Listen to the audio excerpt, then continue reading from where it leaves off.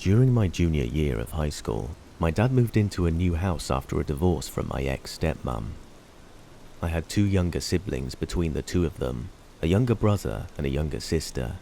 Since I lived with my mum a majority of the time during high school and stayed on campus during my first college semester, I shared a room in this house with Anna, my younger sister, who was about 9 years younger than me. Alex, my younger brother by about 6 years, had his own room down along the hall. This incident takes place in the upstairs hallway. For context, the hallway comes off of the kitchen. Going down it, you'll pass the kids' bedrooms on the left, with Alex's bedroom door across from it on the right. Continuing down, the hallway ends in a small square, with the entrances to Anna's and my room and Dad's room sitting catty-corner to each other. One night, the summer before I started college, I was coming home late from a date with my, at the time, boyfriend. It was about 2 a.m, so everyone in the house was asleep. Coming in the house, I knew my dad was dead asleep because I could hear him snoring. I went upstairs and walked to my room. Alex and Dad's doors were shut, meaning they were both asleep. Anna was asleep in our room, and I threw my phone onto the bed and went to the bathroom to get ready for bed. I shut the bathroom door and started getting dressed for bed and brushing my teeth. As I was finishing up and brushing my hair, I hear a noise from outside the bathroom door in the hallway. This didn't really surprise me, since Alex usually got up in the middle of the night to use the restroom. I went to open the door to tell him I would only be just a second, but before I turned the handle, I stopped. The first noise I heard had been the creaking of the wood flooring in the hallway, but now I heard a different noise. It was breathing. Now, that doesn't seem scary in itself, but it wasn't normal breathing. It was heavy, not labored or anything, just heavy. I don't know how to explain it, but there's a difference between the sound of kids breathing and adults breathing when you hear it in dead silence, but the breathing sounded like an adult. I could still hear my dad snoring, so I knew it wasn't him. It couldn't be Alex. That's why I stopped in the first place. That, and as the footsteps moved to the kitchen, they sounded heavy, like a grown man walking around. This was when I started panicking. My first thought was an intruder. There was a sliding door back in the kitchen that led to the backyard, and our fence was by no means unclimbable. I was worried that one of the kids must have left it unlocked when they went to the park behind the house and no one noticed. I knew for sure I locked the front door when I had come in, but since I didn't use it, I hadn't checked the back door. Since it all made sense in my mind, I started panicking even more. I locked the door and held my breath, and I could hear the breathing start to come down the hallway. The creaking of the floorboards signaled how close it was to the bathroom door. I held my breath, frozen in absolute fear. The breathing was heavy and crystal clear, like a man was standing directly on the other side of the door. I was shaking with fear, and my dad always locked his door at night, so he couldn't help my siblings. I didn't have my phone on me. It was in my room on my bed. I didn't have any sort of weapon in the bathroom. I hadn't heard any more movement from outside the door, and the breathing was still there. I slowly and quietly knelt down so I could look under the door. I was looking for feet. I was so scared I could hear my heart beating in my ears. There was nothing, no feet, and suddenly no breathing. The creaking was gone too. I got up, still trying to be quiet, and grabbed my hairbrush. I figured that was the best thing I'd have for a weapon, and I was just going to make a mad dash to my phone on my bed. I held the hairbrush and quietly unlocked the door, then held my breath and listened. Nothing.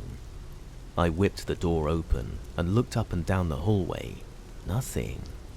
I ran to my room and grabbed my phone and called my boyfriend I had been on a date with hours prior. I even asked him if he could come inside after he dropped me off. I was so sure there had been someone in the house. With him on the phone, I went through and checked the whole house. There was nothing. I checked the back door in the kitchen, and it had been locked. Alex and Anna were sleeping peacefully, and I could tell by Dad's snoring he hadn't woken up either. I went to bed that night with my door locked. The next morning, I told my dad everything that had happened. He could tell that I had genuinely been scared, so he checked everywhere too. Apparently, we had an alarm system too, and it hadn't gone off that night. It wasn't an intruder, or at least, not a person, but it was so real and so terrifying that I didn't go visit my dad for a while after that. And it was a few months before I spent a night at that house again.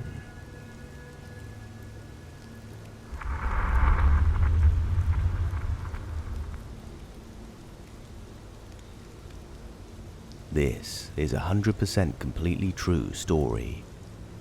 I'm quite a skeptical person and don't believe in superstitions. However, based on my own past experiences, I do believe that ghosts or some part of paranormal entities exist in this world. However, at the same time, I think some people make up stories, or some explainable thing happens that is mistaken for a paranormal encounter. When I was smaller, we lived in a typical suburban house with a pool and a very large yard. I wouldn't call the house haunted, but there were a few weird things going on that I'd like to share. This happened to me around the ages of 7 to 10 years of age, as we moved out to another town when I was 10. There were 3 activities that took place. From the living room, you could see out to the dining room. There was a 3-seater couch that sort of defined the bounds of the 2 spaces. I initially thought my eyes were playing a trick, but occasionally while playing in the living room, I would notice a sort of boy walk past the couch. However, you would see nothing but only the top of his head. Think of Dennis the Menace haircut, except his hair was more of a hazelnut color. I would see this boy walking past the couch at least weekly. It looked exactly like another person would. It was only some months later when my mother was sitting with me in the living room, both staring out towards the dining room, that I noticed the boy's head walk past the couch, and my mother reacted to it and asked if I had seen a child walk past. That was when I told her that I see him fairly often, but I don't ever see any other part of him. She also admitted she would see something from the corner of her eye at times, but thought it was her imagination. Later on, my brother, who's a year younger, also confirmed he would see the boy. It was really weird, because it was just the top of his head you would see. You would never see his eyes. He would never stop. He never ever called out to anyone or made a sound. Always just a head walking past the couch. I never felt any presence or anything weird. The second thing that would happen, which took place a couple of times a year, was that when I would play outside, I would hear someone call my name. It was more of a feminine voice, and it was like a loud whisper, but from a distance. This always happened when I was alone in the yard. It was definitely not my mother, as sometimes my mother had gone out shopping or was at work. I always felt like I was being watched, and that the air would become colder. This would happen even during the day, and it always happened outside of the house. I don't ever recall it taking place inside. The last thing that would happen is I saw shadows that moved. Shadow people, according to Reddit. Only some years later, I found out that my brother also regularly saw them. I once brought it up with my mother, who used to say it was from watching too much television, or just my mind playing tricks. Now, the shadows were always out of the corner of my eyes. Like, as soon as you try to focus on them, they would disappear around corners. Or if I was walking down the passageway and I turn around, I would see closer to me, about a meter or so, but it would run away and disappear around the corner or behind a door. It felt as if I caught them red-handed, and they would scurry away as they were afraid to be seen. It was always one shadow at a time, but I got the feeling it was different shadow beings, not one constant one. They were slightly skinny, and I could never see the outline of any clothing items. I never saw shadows anywhere except for that house. My brother was the only other person to see them. My parents never did. I put that down to being that kids are more sensitive to paranormal encounters.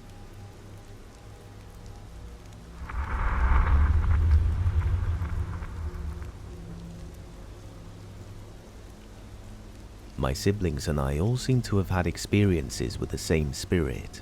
My sister and I have only caught a glimpse, but my brother's gotten a good look many times.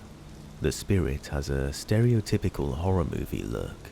It appears as a pale woman, average height, thin, with long dark hair down to at least her waist. Her hair is dirty, oily down to the ends, so it almost looks wet. She wears a white dress or gown, also very dirty and yellowed. Her feet are dirty too. She seems to always appear barefoot. Her skin is sickly white and veiny. I only saw her once and got the impression that she was ill, like physically deceased. My brother is the only one of us who's seen her face. He says anytime he's seen her, she's looking right at him, usually standing over him when he's laying down, or looming behind him, smiling excessively like she means to taunt him. He woke up to her standing beside his bed most nights for a year or more.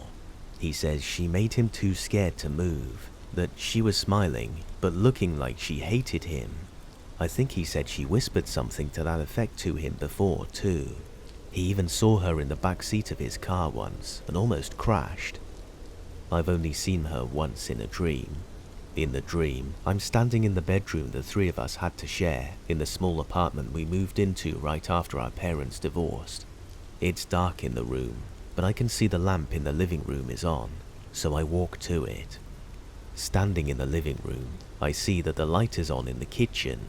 The kitchen has a bar over the countertop and a row of cabinets drilled into the ceiling, so they made a long narrow window.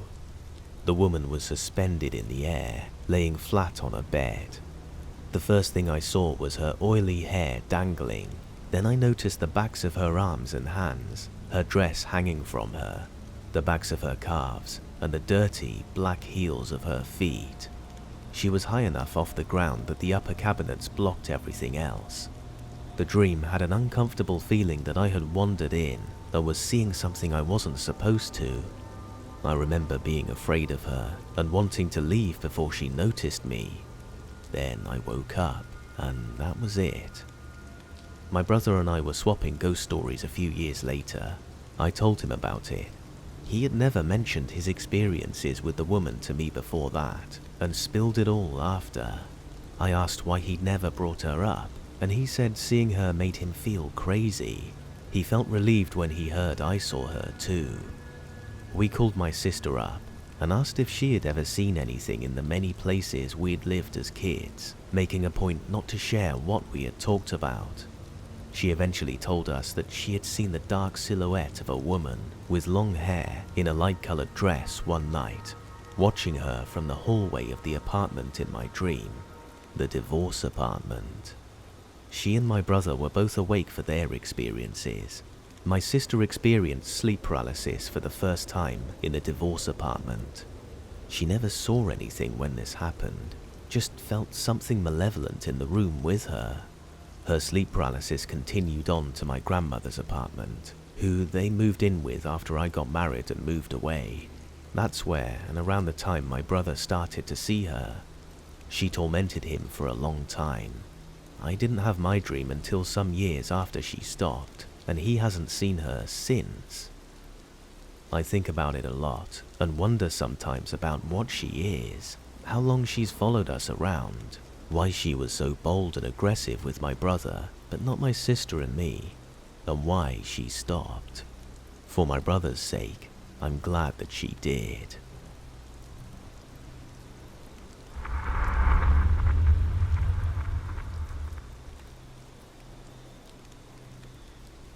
I had an experience with a door that was jammed shut and couldn't be opened, fly open with such a force that the doorknob left a hole in the drywall. It then pulled closed almost completely, stopping about 3 inches before closing, and then it opened again, but slowly this time.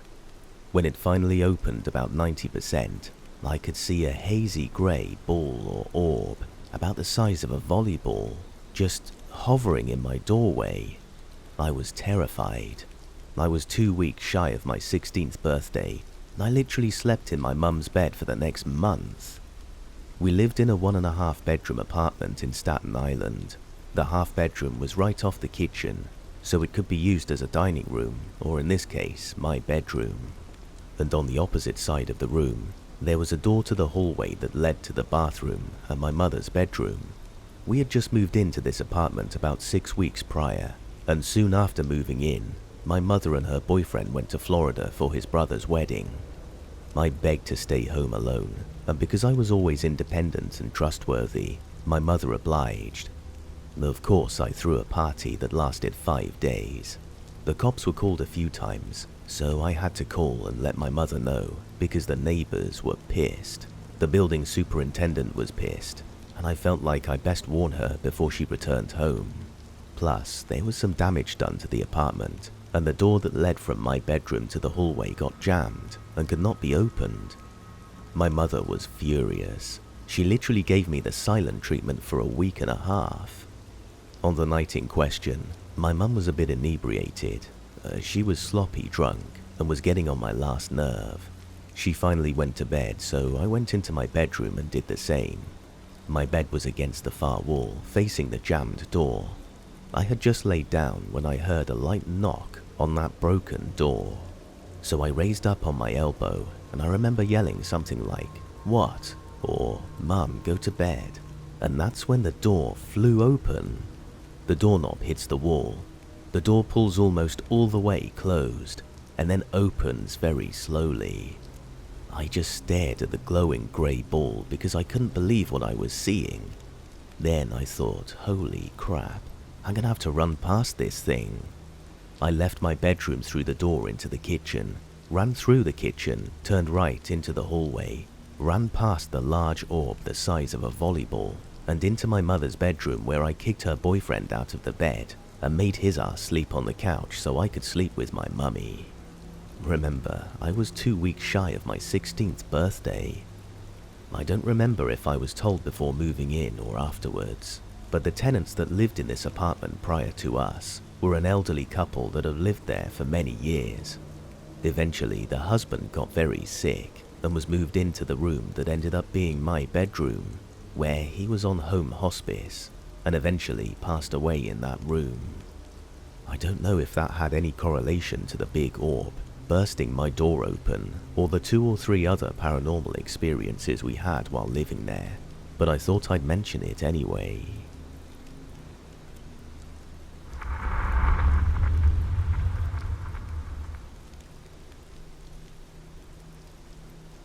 I grew up in the 90s in Minnesota. My parents divorced when I was 8, and we spent every other weekend at my dad's haunted house in East Bethel. The house had every type of ghost you could think of. A shadow man in a trench coat and brimmed hat, another separate shadow figure that danced down the hallway, a man dressed to go fishing, a doppelganger of my father, 2 giggling little girl ghosts, and many other unseen entities. The dishwasher, radios, and lights would turn themselves on and off randomly. Loud banging would be heard on the walls and the doors. Door handles would jiggle and turn on their own. Feelings of being touched and caressed in the shower were reported. My father had an incident where he felt someone crawl into bed with him in the middle of the night when he was the only one home. My uncle reported hearing 2 little girls giggling and singing in the basement one night while sleeping downstairs. Upon awakening the next morning, he discovered there were no kids in the house that night. One sunny Saturday morning while visiting my dad, my brother and I were up early watching cartoons. I was 8 years old, my brother was 3. As we sat on the couch, we heard 3 knocking sounds on the wall, 5 or 6 feet behind us. Our heads quickly snapped back to look at the wall where the sound was coming from, but we saw nothing. My brother and I quickly turned to look at each other with frightened eyes. I, being the older sister, tried to be brave. I told him it was nothing. As we turned our attention back to the cartoons, my little 8-year-old brain is spinning. What if that banging noise we just heard wasn't just the pipes, as I had been told so many times? What if it was a ghost? I hate when ghosts come around. Why isn't my dad around whenever this happens? As these thoughts swirl in my head, we hear it again. This time it's coming from somewhere in the kitchen off to our left. It's not as loud as the first time, and the sound is different, like someone is knocking on the kitchen counter this time, instead of the wall. We quickly strain our necks and peek inside the kitchen with lightning speed to catch whomever or whatever is making that noise. Again, there is nothing there. I take a deep breath. Once again, I pretend to be brave and tell my brother, "It's nothing, just ignore it." My heart is thumping in my chest, and there are butterflies in my tummy as the familiar anxiety grows worse with each passing second. I tuck myself up on the couch in a ball, not wanting my legs to dangle off the edge. I no longer feel safe. Nothing is to be trusted. This time the sound is coming from the dining room. I can tell the noise is coming from the wooden dining table this time. I can see the entire table from where I'm sitting with ease, and there is nothing on the table that could be making that noise. No one except me and my brother are awake. There is no one in the dining room. There is no logical reason for this knocking noise that seems to be moving around us. Just then, I realize the knocking sound has been moving in a big circle around us. If this invisible entity is to move any closer to us, the next logical place for it to be would be in the living room where me and my brother are currently sitting. No sooner than that thought crossed my mind, it happened again. This time the noise was coming from the coffee table sitting less than 1 foot away from us. I instantly flipped over the back of my couch in a reverse somersault-like motion and ran at superhuman speed to my father's bedroom. In my panic, I completely left my little 3-year-old brother behind to fend for himself. Luckily, he wasn't too far behind. We sneak into our father's room and quietly lay on the floor. Our dad would have been super pissed if we woke him up early on a Saturday morning, even for a ghost. In our commotion, we wake up our 6-year-old sister, who's sleeping on our dad's floor. Us 3 kids always slept on his floor together when we were visiting. So we quietly whisper what just happened out in the living room to our sister. As we're telling her this story, something catches our eye. We can see a black shadow under the small space between the bottom of the door and the plush carpet. This black shadow is slowly pacing back and forth in the hallway, just on the other side of the bedroom door. Back and forth, back and forth, back and forth, like this shadow is waiting for us. Unfortunately, I don't remember what happened after this point. Somehow, the rest of that memory has been lost with time. But I know for sure we didn't open that door. As an adult, I often wish I would have been brave and opened the door. What would have been waiting? Would the entity have entered the room and attacked? Would we have been shocked and confused to find the hallway empty? Would the grey shadow just keep pacing the hallway, oblivious to our frightened, curious eyes?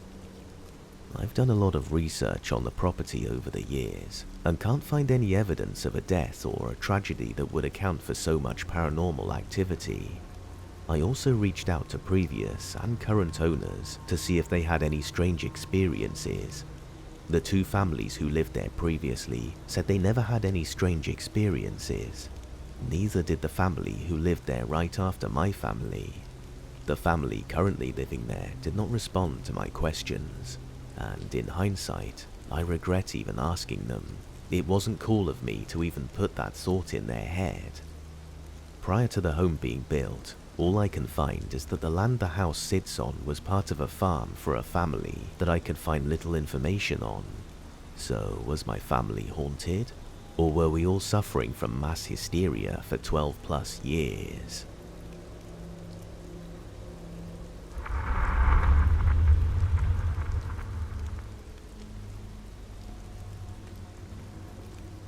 Now, I don't know a ton about the history of my childhood home, but I know that it was old as hell, and one of the creepiest places I have ever lived in. It was a 4-story house. Fancy, right? With lots of dark spaces and long stairways. Basically, it was really big. There wasn't a moment in the house that I felt like I was truly alone, and there wasn't a hallway that felt truly empty.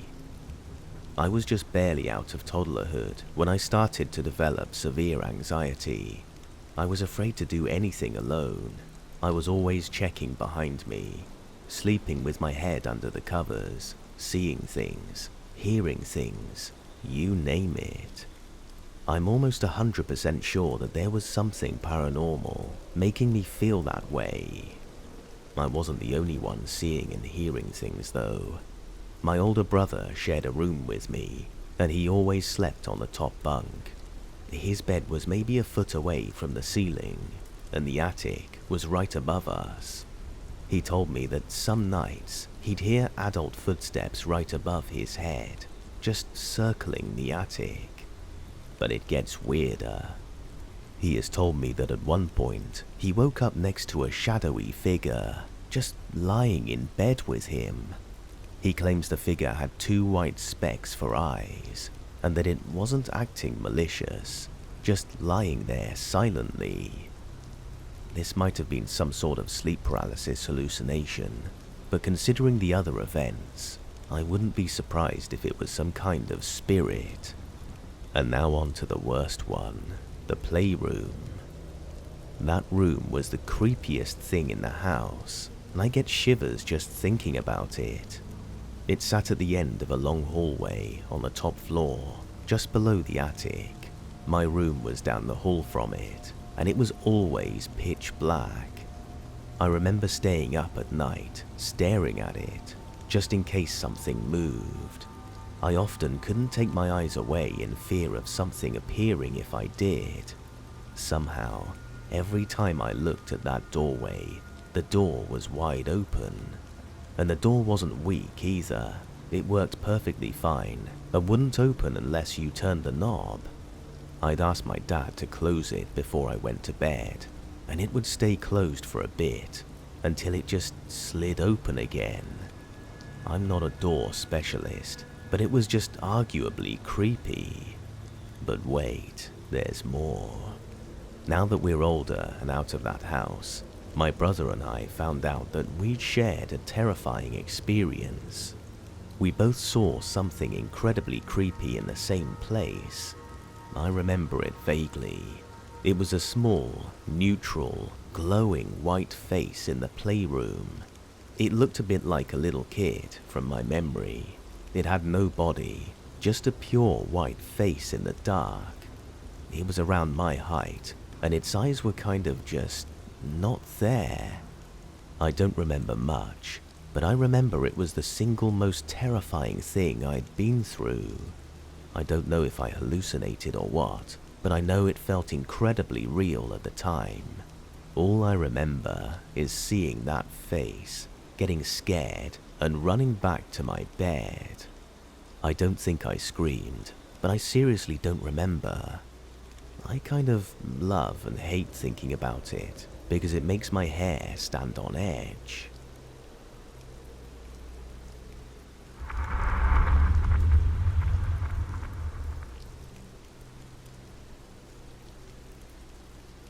When I was 8, my family moved to Kansas City. The house we rented was in an old residential neighborhood and was a hulking yellow Victorian monster. It was built somewhere around 1920 according to public records, and at one point was a doctor's office. It was 3 stories, the basement, the ground floor that included a living room, dining room and kitchen, and the top floor that held the bedrooms and the bathroom. When we first moved in, I immediately clocked the basement as creepy as hell. It was unfinished, the stone walls flaky and crumbling, the concrete floor cracked and uneven, the single bulb flickered and crackled. In short, it scared the hell out of me. The fuse box, yeah, that old, was located in the basement as well, in a little wooden cubicle laden with decades-old cobwebs and bug carcasses. I called it the kneel and pray room because it looked like the little closet Carrie's mother, from the Stephen King movie, kept her in to keep her from going to the prom. One night, after about 2 weeks of being there, a fuse blew. Only my mum and I were home at the time, and she was on a ladder upstairs painting the ceiling. She yelled downstairs for me to get the flashlight from the kitchen drawer and come to where she was. The basement stairs were right next to the drawer I had to get the flashlight from, and the door was open, creating a dark, gaping maw of a hole. It took all my little 8-year-old courage to sprint across the kitchen towards that door. I jerked the drawer open and quickly realized the flashlight wasn't there. I ran back to the stairs and yell up that it isn't there. "It must be in the basement from when I was fixing the dryer. Run down and get it," she said. Immediately, fear sweat. "It's dark, Mum. I can't see," I whined pathetically. "It's on the workbench. Light a candle and go get it. I can't believe you're still afraid of the dark." A little more back and forth happens until my mum gets frustrated and tells me, "Just go get the damn flashlight. I can't come off this ladder until I can see." With shaking hands, I lit a candle and slowly made my way to the basement stairs. I stood at the top, quivering like a leaf in a thunderstorm, trying to convince myself to be brave. 13 steps. It's just 13 steps. 11 down, 2 to the right, and that's where the flashlight is. You can do it. You can do it. I took the first step, then the second and third, fourth, fifth. On the 6th step, I lost my footing and fell the last 5, extinguishing my candle. Now, I'm in the basement alone, in near total darkness. I start to cry. The only light at all is coming from the tiny egress window, about a foot above my head. There is, because of this tiny window, about 1 foot square of sickly yellow light coming from the streetlight outside. I jump into that square of light because it felt like my only source of safety. My thought was, get to the light and you'll be able to see the flashlight. The problem with that, what happens when your eyes are adjusted to the dark and you step into the light? Exactly, you pretty much go blind. Now, it wasn't much light to begin with, but it was enough to junk up my vision. So here I am, standing statue still, silently sobbing in this little square of light, waiting for my eyes to adjust again. I'm terrified, and my eyes are playing tricks on me, making the shadows swirl and twist into monstrous shapes. My mum calls me. "The flashlight! What are you doing?" came Mum's voice through the vents. "I fell. I'm coming," I yelled back. I could see now. The flashlight was about 2 feet away on the workbench where Mum said it would be. It's within reach. Mission almost accomplished. I start to psych myself up. "You just gotta step out of the light for a second, and then you'll have the light in your hand," I tell myself. I leap and close the gap between me and the workbench. I grab the flashlight and flick it on and sweep the beam across the basement. At first, I felt silly. I'm 8 years old. I shouldn't still be afraid of the dark. I giggle at myself and sweep the flashlight across the basement again. Then I froze. In the beam of my flashlight, in the kneel and pray room on the other side of the basement, there's a girl. She had long blonde curly hair. She wore a blue lacy dress that came down to her knees, and in her hands she held a single yellow flower. Most notably, she appeared to be soaking wet. I began to tremble. I can't even scream. My voice caught in my throat. You know the shutter walk thing you see ghosts do in movies, where 1 second they're across the room and the next second they're right next to you? That happens. In the blink of an eye, if I could have blinked, she was right next to me. "Hey," she whispered. That unlocked my legs and my voice. I tore out of the basement screaming bloody murder, and didn't stop until I was at Mum's ladder. "What's the matter with you?" she asked me, coming down. "There's a girl in the basement," I yelled. she tutted. You were the only girl in the basement. I honestly can't believe you're still buying into the boogeyman. It's not the boogeyman. It's a girl, and she's down there. She said hey to me, I insisted. So you're scared of people saying hello now, Mum laughed. She was not a person, Mama. She was a ghost, I said matter-of-factly, miffed that she didn't believe me. A ghost? She laughed again. Come on, let's go see your ghost. She grabbed the flashlight and my arm and started pulling me downstairs. Don't make me go back, Mama. I don't want to see her again, I cried. Don't be ridiculous. I'm going to show you that it's all in your head. You probably saw a dress on a hanger or something. Let's go. She led me back to the basement door, where I tried to bolt again, but she insisted. We'll go down and fix the fuse, then you'll see that it's your imagination. We go down into the fuse box room, uneventfully, though I'm still horrified. She fixed the fuse, and all the lights came on. I start to feel silly again. There now, see? Nothing to worry. I noticed she's looking over my shoulder at the floor. I go to turn around, but before I can, Mum grabs me. What did the girl look like? She asked. I described her. When I say the part about being wet, Mum goes pale and lets me go. I turn around, only to realize little wet footprints are leading from the kneel and pray room to where I had been standing in the light. This is one of many stories I have about this house. It was the most haunted place I've ever been. My mum always said she never believed in ghosts before this house, but it made a believer of her. Parts of these stories are first-hand, and parts have been filled in by others. I thought I would give you my favorites. After the initial manifestation, it was like the house exploded with activity. It started with phantom footsteps on the stairs, up and down, all night long. We got used to this pretty quickly. It just became part of the house's personality. Then came the voices. After midnight, you could never quite be sure if your ears were deceiving you. When they began, it was like a radio stuck between two stations, a lot of garbled sounds with the occasional word coming through. Gradually, over the course of about a month, they became more intelligible. We began hearing full conversations coming from the living room, knowing full well everyone in the house was upstairs.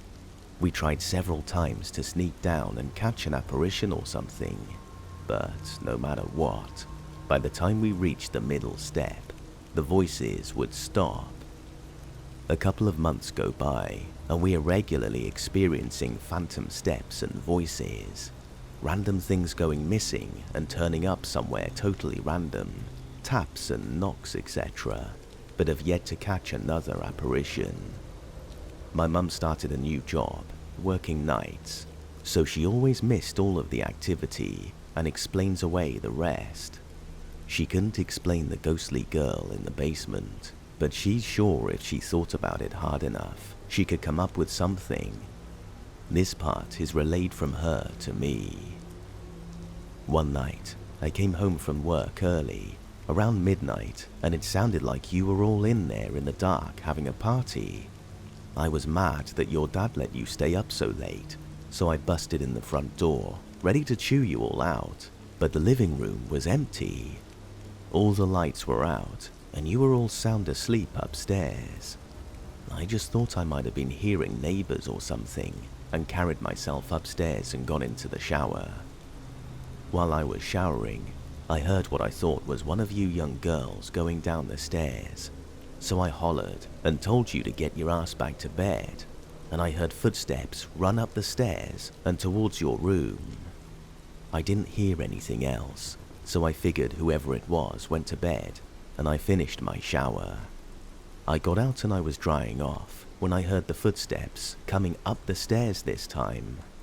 I thought one of you had snuck downstairs without me knowing and was trying to sneak back up. I flung the bathroom door open, expecting to catch one of you in the act, but no one was there. I just sort of shook it off as the house settling and went to my room. I closed the door like I always do, got dressed, and when I went to crawl into bed, I noticed the door was open. I figured it must have latched wrong and went and closed it again. I got halfway across the room before it creaked open again. I spun around and marched over and slammed it and got into bed. I don't know how I didn't wake your dad up, but he just kept snoring. I have a hard time falling asleep, so I was laying in bed, staring at the ceiling, when out of the corner of my eye, I see the door swing open again. Now I'm pissed off, because I'm thinking the latch is broken. I get up and turn on the light and go to look it over. It seemed to be working just fine, so I closed the door and pulled it real hard to make sure it stayed, and it did. Now I was curious and starting to think about all your ghost stories. So I sat on the edge of the bed and watched the door. Before long, I noticed the knob turning.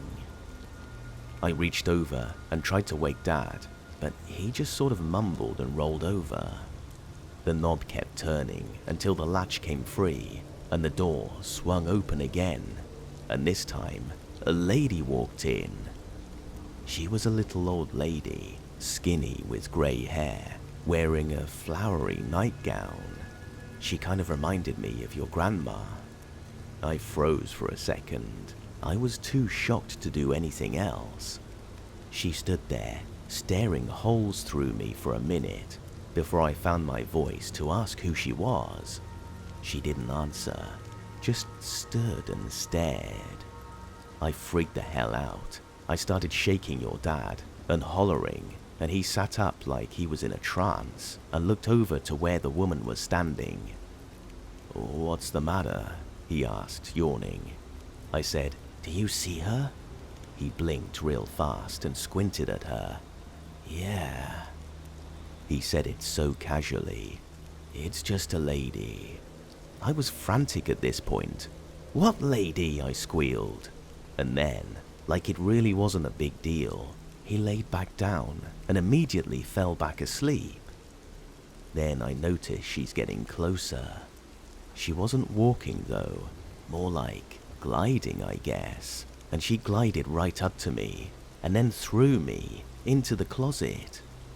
It was like I was paralyzed. I couldn't move. I couldn't breathe or scream or anything. It got so cold in the room that I could see your dad's breath. The woman then glided back out of the closet and back across the room and out of the door, swinging it shut behind her. Once she was gone and the door closed, I gasped and gulped air like a fish out of water. I was trembling and had never been so terrified in my life. But I'll tell you what, I know ghosts are real now. Personally, I've never experienced this old lady ghost, but I know Mum's fear is palpable when she talks about it. I experienced run-ins with several apparitions in that house, my sisters too, so often that we named them. There was a no-face lady, the Peepers or Peekaboo Men, Tommy, and Cigar Man. We decided the girl in the basement was named Laura because she looks like Laura Ingalls. My dad was a very spiritual man who taught us to live alongside them in peace. Some of them were scary, yes, but we never experienced anything malevolent at all. Most of the time, it was like they were wholly unaware of us. No face lady. My younger sister was 4 at the time, and the first to see her. She started appearing to her about a month after we moved in. She told us about her, telling us a lady came into our room at night, but for a while, no one else saw her. After my own run-in with Laura in the basement, though, I was totally willing to believe her. I asked her what she looked like. She said, "She has no face." "What do you mean she has no face?" "No eyes, no mouth." "But she has a nose?" She pauses to think about this. She touches her own nose. Her nose has no holes. She starts getting restless, and I can tell that she's done talking about it, so I don't press her anymore. But that description absolutely terrifies me. At this point, we're already experiencing phantom footsteps and voices. I've experienced a full apparition, and now so has my sister. I firmly decide we've moved into a legit haunted house. I bring these concerns to my parents. Mum, as you know by now, isn't having any of it at this time. Dad was more receptive. He believed that we believed it. And although he hadn't experienced apparitions himself, he had experienced the voices and footsteps. He explained to Mum that kids were more open to things like this, and that she should be more open-minded. She, of course, just shrugged it off. She's stubborn. Anyway, another month or so goes by, and one night, I wake up in the wee hours of the morning to find my sister bolt upright in bed, staring towards the door. "What are you doing? You're supposed to be asleep," I said, still groggy. She shook her head and pointed towards the door. "She's here." Instantly, I'm awake. I flip over and sit up, and in the doorway, a tall woman with long, dark red hair is standing there. The longer I look, the more I realize everything about her is off. Her fingers are grotesquely long. Her skinny limbs don't quite fit the equally skinny body. But most striking is, just like my sister said, she doesn't have a face. It's like a blank slate with indentations where typical features would be. She looks like something attempting to be human, but not quite making it. That sort of uncanny valley vibe. I freeze, I guess, which is my default fear reaction. I still do it. She pays us absolutely no mind whatsoever. She sort of drifted into our closet and back out, over to the window, and then back to the closet and out of the door and down the stairs. The next day I told Dad, and he contacted a friend who said to sage our room. So he did, and we never saw her again.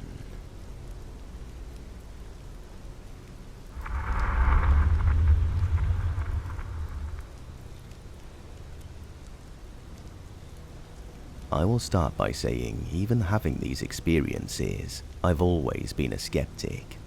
My mother, who passed 9 years ago, was toward the end of her life a deep believer, as well as both of my sisters. Though after my mother's passing, they've not spoken much on the subject, unless asked about it, but they can verify 3 of the 4 stories I'm about to lay out there as well. The first 3 of these stories takes place in my childhood home, in a trailer park that always seemed to have an odd vibe about it in general. Never found anything weird out about it, but we always had this theory, like Indian burial grounds or something, though I doubt it. Just a weird little rural area in southwest Michigan. The 4th story takes place at my father and stepmother's house, about 8 miles north of the house the first 3 stories take place in. I'll start with what I feel is the least intense, moving on to the ones that still spark great fear in me. Story 1. I'll start with the story at my father and stepmother's house, as it's pretty simple. I lived there in my early 20s and had the classic downstairs basement room. I was the black sheep of sorts, so it was only fitting to put me there. We had a dog that always stayed with me, especially when the family was out doing whatever. This happened multiple times, but I'll share the last time I remember it happening. I'm sitting downstairs hanging out, YouTube or whatever I was doing, when my dog, like he normally does when people come home, starts going nuts, barking and pacing for me to let him upstairs so he can greet whoever he believes came through the door. As I get out of my chair to let him do so, I hear the classic footsteps of what I believe is my little brother, as they're too fast to be my father or stepmom.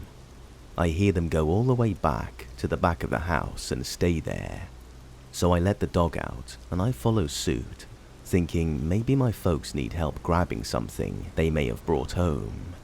I get upstairs, nothing at all. Lights off, no one home. The dog is even thinking, well, what the hell?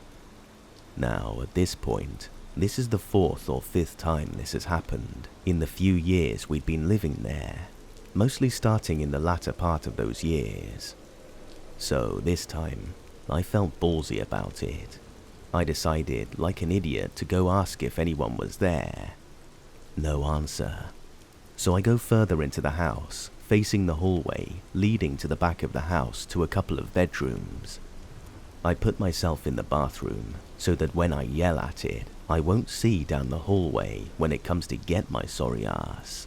But I get in the bathroom, and like an idiot, I somewhat angrily yelled, "Who the hell is in my house?" At this point, I hear something fall in the back bathroom between the 2 bedrooms. I poke my head out to verify no one is there, check the garage to see no one is there, and then back downstairs where I waited for people to actually come home. It's not the wildest story ever, but eerie to me. Story 2. This is where, to me, these stories amp up and really get freaky. Just something about this trailer park and the trailer I lived in. This was after living in the same trailer with my mum, who my dad then took over after their divorce and was now living there with my stepmom. So I remember it being maybe 2006, I was maybe 13 or so, and at the time, loved being up late as it was summer vacation from school. And this summer, I liked smoking pot with my sister late at night in the backyard with the neighbor boy. This night, no pot, just us 3 hanging out smoking cigarettes and talking. For some reason or another, my sister takes her phone out and for some reason starts recording an audio file. This was on a rubbish Nokia phone at the time, and the quality is already bad on these, but recording nonetheless. Not for anything paranormal, but thinking about it now, I don't remember for the life of me what she was trying to record. Point is, as she was recording, we are all 3 standing there, when all of a sudden, about 2 to 4 feet to my right, we all hear the most unsettling, blood-curdling, just nasty woman scream for a solid 2 seconds. Immediately being like, what the hell was that? Even getting so worked up that we called the police, who didn't find anything after showing up 20 minutes later. Best part?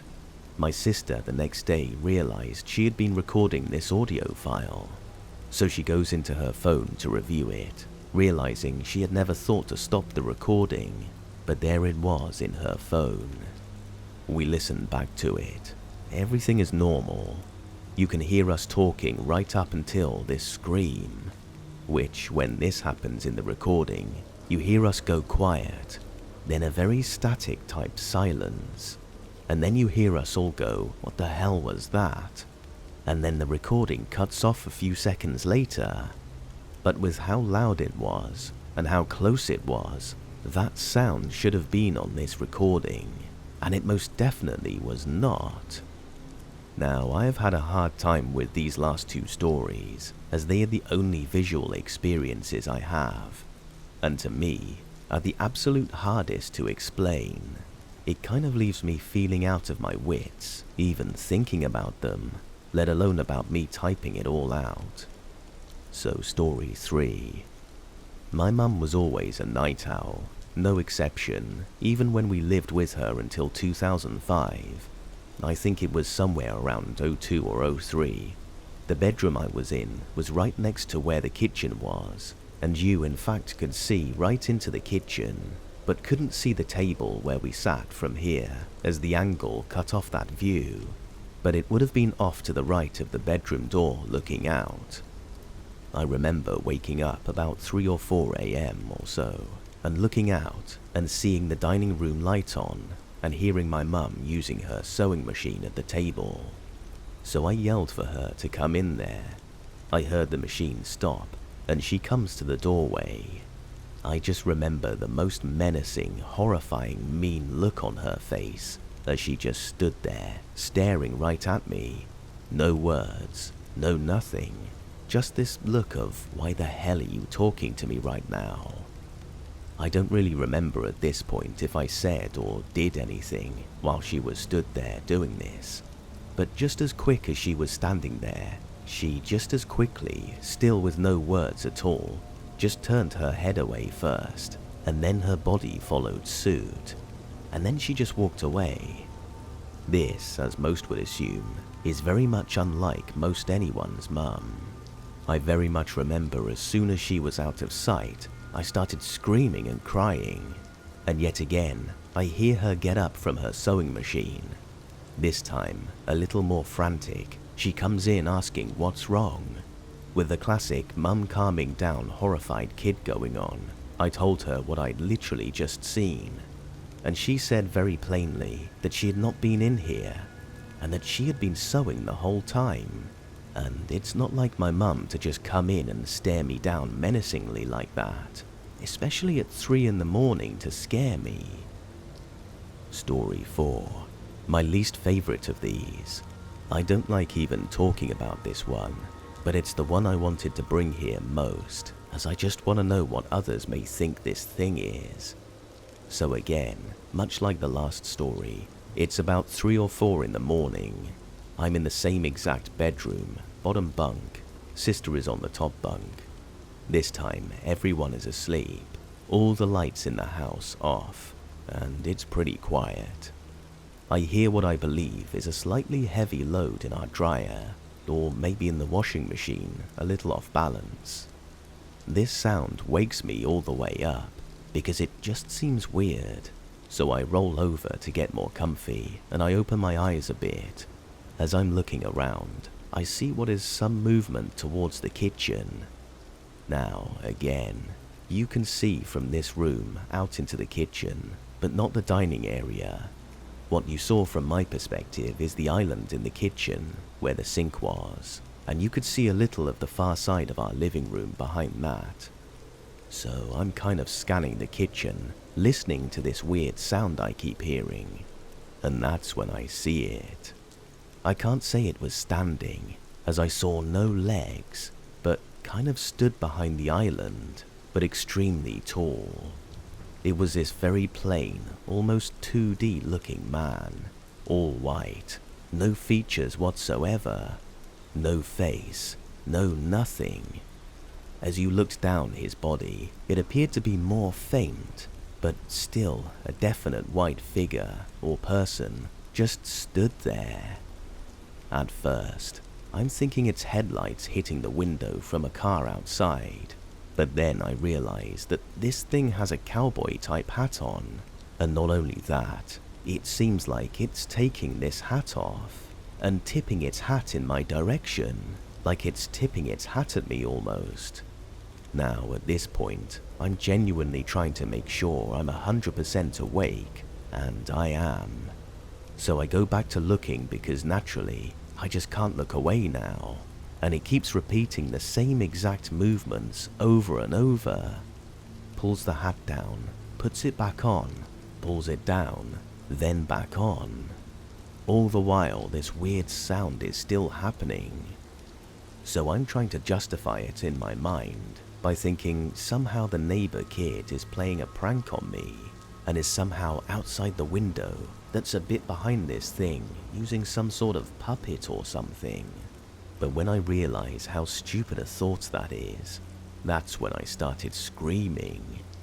My sister wakes up and asks what the hell's going on, and I then tell her exactly what I see, and I ask if she sees it too. Oddly, no, she doesn't at all. This makes me scream more, this time waking up my mum, who, as she comes into the kitchen, turns on the light. It disappeared in that moment, though I still hear the strange sound, so I ask my mum what the sound is, and if the washer was going. She goes and looks. Neither machine is running, and for whatever reason, this woman takes one look at me, feels my head to see if I have a fever, which I didn't, and then tells me I have a fever and that's why I'm seeing stuff like that. So I try to calm, and she leaves the room and turns the kitchen light back off. And sure enough, there this guy is again, still tipping that hat over and over. I managed to roll over and fall asleep somehow after. I still mention this story to my sister, and she still very vividly remembers every bit. I always said it was a hat man, but the thing is, what I've read and heard on the Hat Man, it's not anything like this. My mother later also recounted this story, and later told me that though she didn't see or hear what I did, she only told me I had a fever and stuff to calm me down, and that she knew it wasn't a fever causing it. Anyone have any thoughts?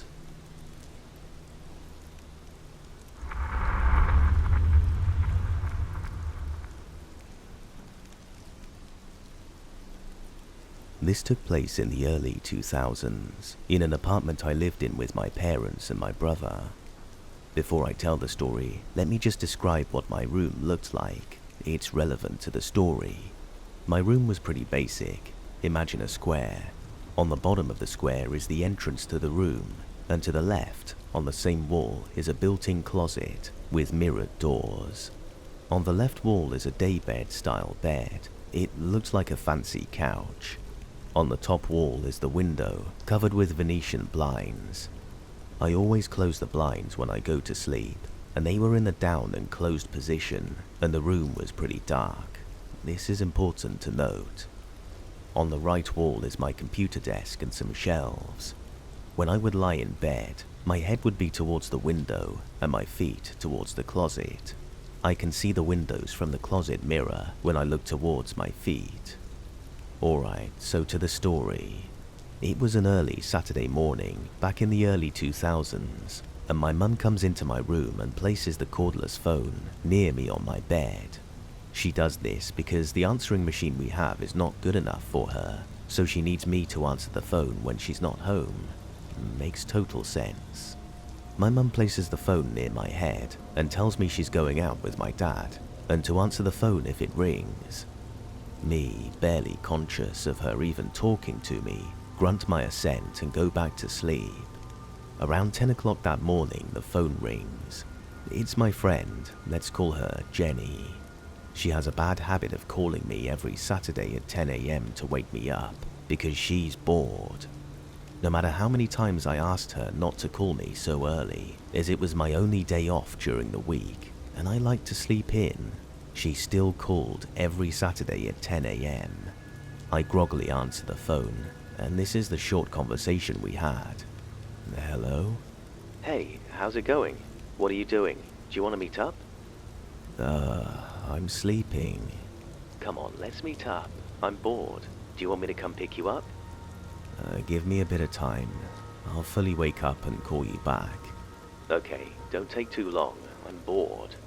Uh-huh. I hang up the phone, roll over and fall asleep. For about 5 seconds. That's when the room floods with light, with a whooshing sound.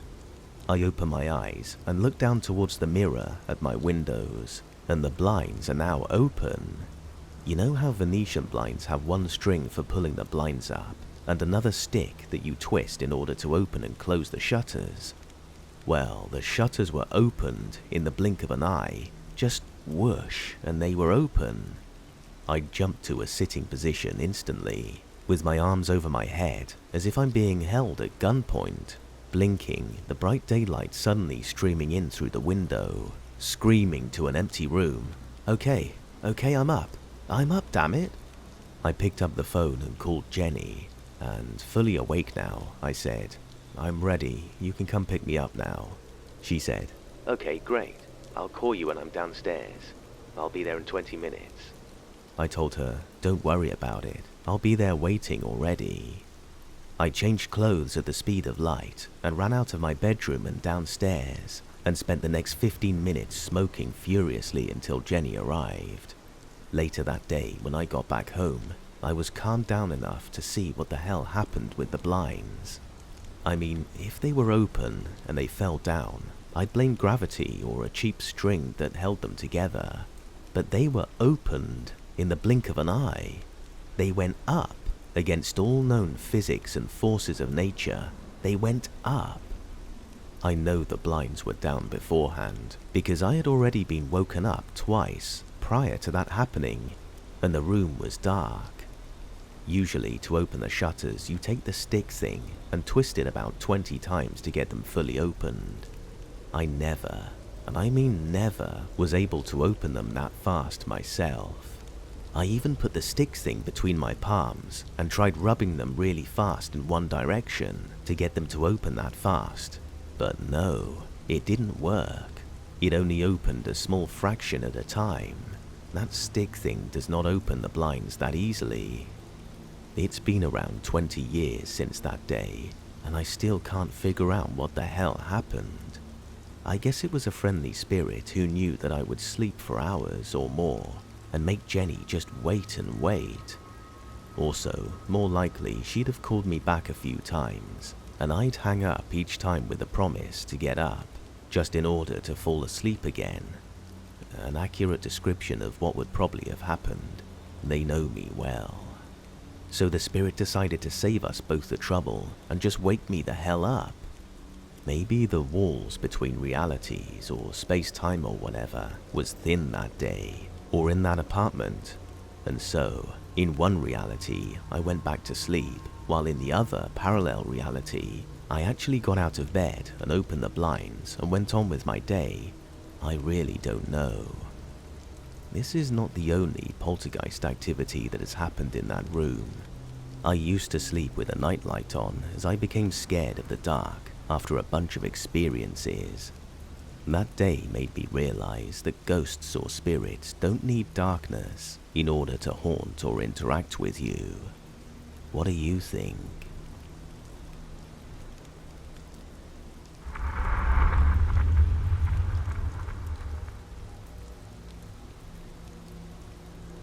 I have a doll that I bought at an antique shop, and I'm not sure what to do with it. I'm not a doll person, but I saw this doll, Japanese I think, set up high in the corner of a shelf, priced at $1, and bought it along with a 3-piece vanity mirror. I don't know exactly why I got the doll, but I felt sorry for her or something. Like, her hair was poorly glued on and only halfway attached. She was covered in dust. She had a kind-looking face. I felt bad that she was priced so low. I brought her home and cleaned her up a bit, and put her on a shelf in our bedroom with a couple of Japanese carvings from my grandpa. My mum was born in Tokyo and spent most of her childhood there, although we're just boring PNW white people. The same weekend I got the doll and brought her home, my one dog, Bonnie, starts freaking out. She is my favorite of our 3, and probably the best dog I've ever had. She's a little 11-year-old chocolate lab, and has always been the easy, simple, happy lab that has no cares in the world. That changed, although I didn't connect the two situations at first. Bonnie has always been the easiest dog in the world, but she became clingy, extremely anxious and destructive. She didn't want to come into my room to sleep anymore, and would pant, whine, and try to leave if I called her in. One day I left and came right back because I forgot something, and I heard her barking like her life depended on it, and turned out she was standing and barking at my closed bedroom door. I also started having some worsening problems. I've had issues with insomnia, and I'm pretty well versed on it, but it became worse than I ever thought possible. I started having night terrors, and one in particular is what brought me here. I had the doll on my shelf for about a week, and was questioning whether I wanted to keep her, and also whether I wanted to keep the antique mirror kept in my room, the one that I bought at the same time I put on my dresser.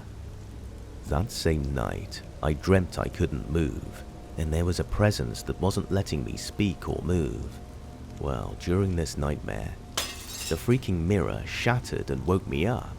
It was in the middle of the night and made an enormous mess, but at least I woke up. I moved a bunch of stuff, including the doll, to a storage closet we have, but we're always under some kind of home renovation, so there was no door, just a curtain. Bonnie didn't waste much time. She tried to dig her way into the closet, which was where I stashed the doll. She has never, in her life, done anything like this. Bonnie has become easily stressed and doesn't want to be in the house without us. I tried putting her in her crate, and she cracked a tooth trying to escape. She always liked the crate as a youngster, but stopped needing it and we needed the space. We began taking her everywhere with us in our car, even though it's pretty cold out, and she prefers to come with rather than being home without us. The weird thing to me is that the other dogs don't care about the doll at all.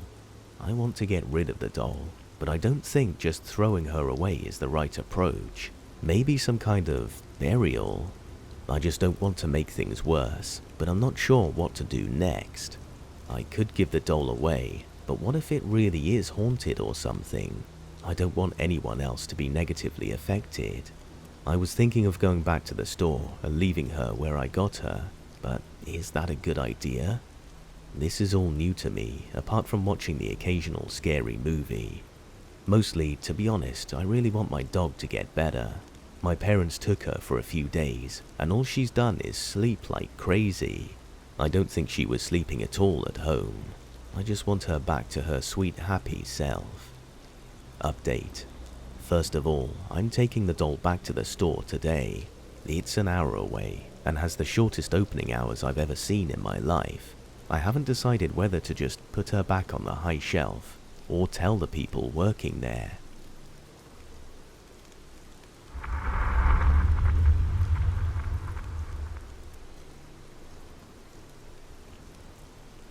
Until a few months ago, I was a massive skeptic, but recently I've had enough stuff happen to me and learned stuff from my mum that is making me a lot more open-minded, and to the point that I'm moving out of my place.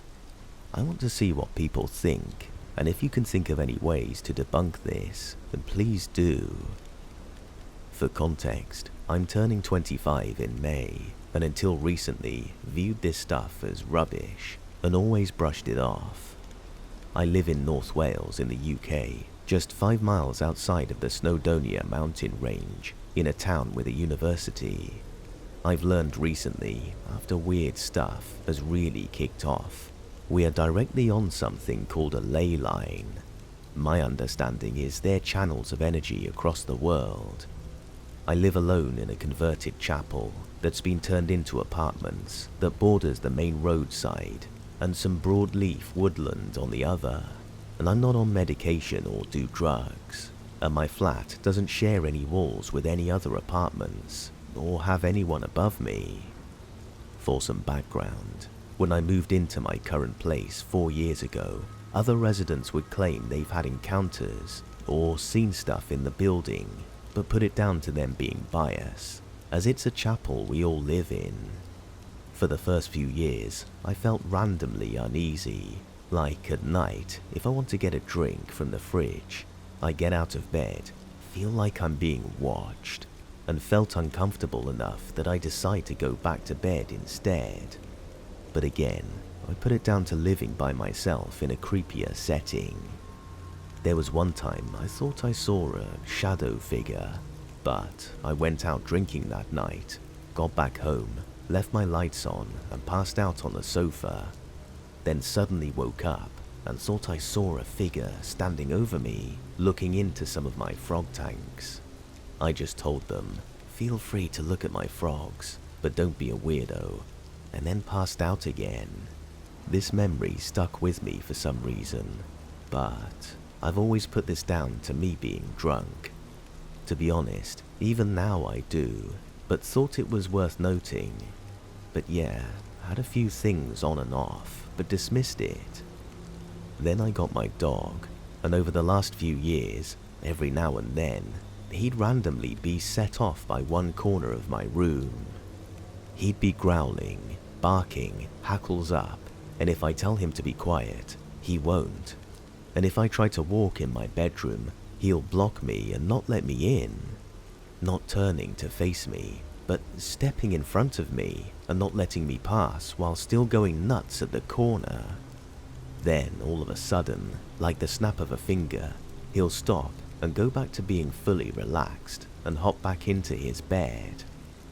Then when I got my cat, there would randomly be times where the dog will do this while the cat is staring at the same spot, fur all puffed up and screaming, hissing and spitting, and again, randomly like a snap of the fingers, they'll both stop and settle down and act like nothing happened. But I never really thought too much of it, as it would happen so sporadically, like we might get 2 or 3 months of nothing. Recently, things have started changing. Back in January, I started being woken up at some point between 3 and 3:30 a.m. by the dog standing over my body, going nuts at the corner, and the cat at my feet doing the same screaming, hissing, fur puffed up, etc., and they won't stop if I tell them to. Then, again, all of a sudden, they stop and go back to sleep. But rather than being every few months, it was happening once or twice a week. So the first big thing. One night, 19th of January, I was walking the dog late down at the woods around midnight. It should be noted that it was a clear sky, a full moon night, so good visibility, and the path is a straight tarmac path, about 100 meters, with only having trees on one side and a tall 4-meter wall the other side, as it borders the estate castle, so it's not like the path bends. And normally, I put one ear pod in to listen to music, but when I reached the entrance, for some reason, I just decided not to have any ear pods in. I wasn't feeling on edge, just a passive, nah, not gonna put them in. I walk like normal for 10 minutes, then the next sequence of events all happened in the space of a few seconds. My dog goes running off the path, barking and going nuts at something. I look in the direction he's gone in. I then turn to look at the path ahead of me, and I swear I saw a tall figure, I'd guess around 7 feet tall, standing about 15 meters ahead of me, and it was the darkest shade of black I've ever seen. As I'm looking, it fades away. Not blink and it's gone, but faded in front of my eyes. The legs and arms first, then the torso, then head. For a split second, I figured it was my eyes playing tricks on me and my vision just readjusted. But then my dog comes sprinting out of the woods and runs to the spot where I thought I saw this thing, and he just stands there, frantically barking and going nuts. I decided to carry on walking, because if I'd turned back the way I came, I'd be in the woods for another 10 minutes. Plus when I exit, I'll still be in a very dark and secluded area for an extra 5 minutes. But if I carry on straight, in under 5 minutes I'll reach a side path that takes me out of the woods, straight onto the main road and at the entrance of a housing estate. I get past the point where my dog is standing and barking, and then my dog follows me. A few seconds later, I suddenly feel really cold, but I put that down to the placebo effect from what I had gotten into my head at this point, and then I feel something following behind me. And like 1 meter behind me, my dog turns around and starts barking again. The whole time I'm walking, he's right next to me, but he's walking backwards, constantly barking. I don't turn around, but I pull my phone out, and I had 0 signal or 4G. That's the first time I've been without it ever, and I go on wild camping a lot, and my phone is on 8%.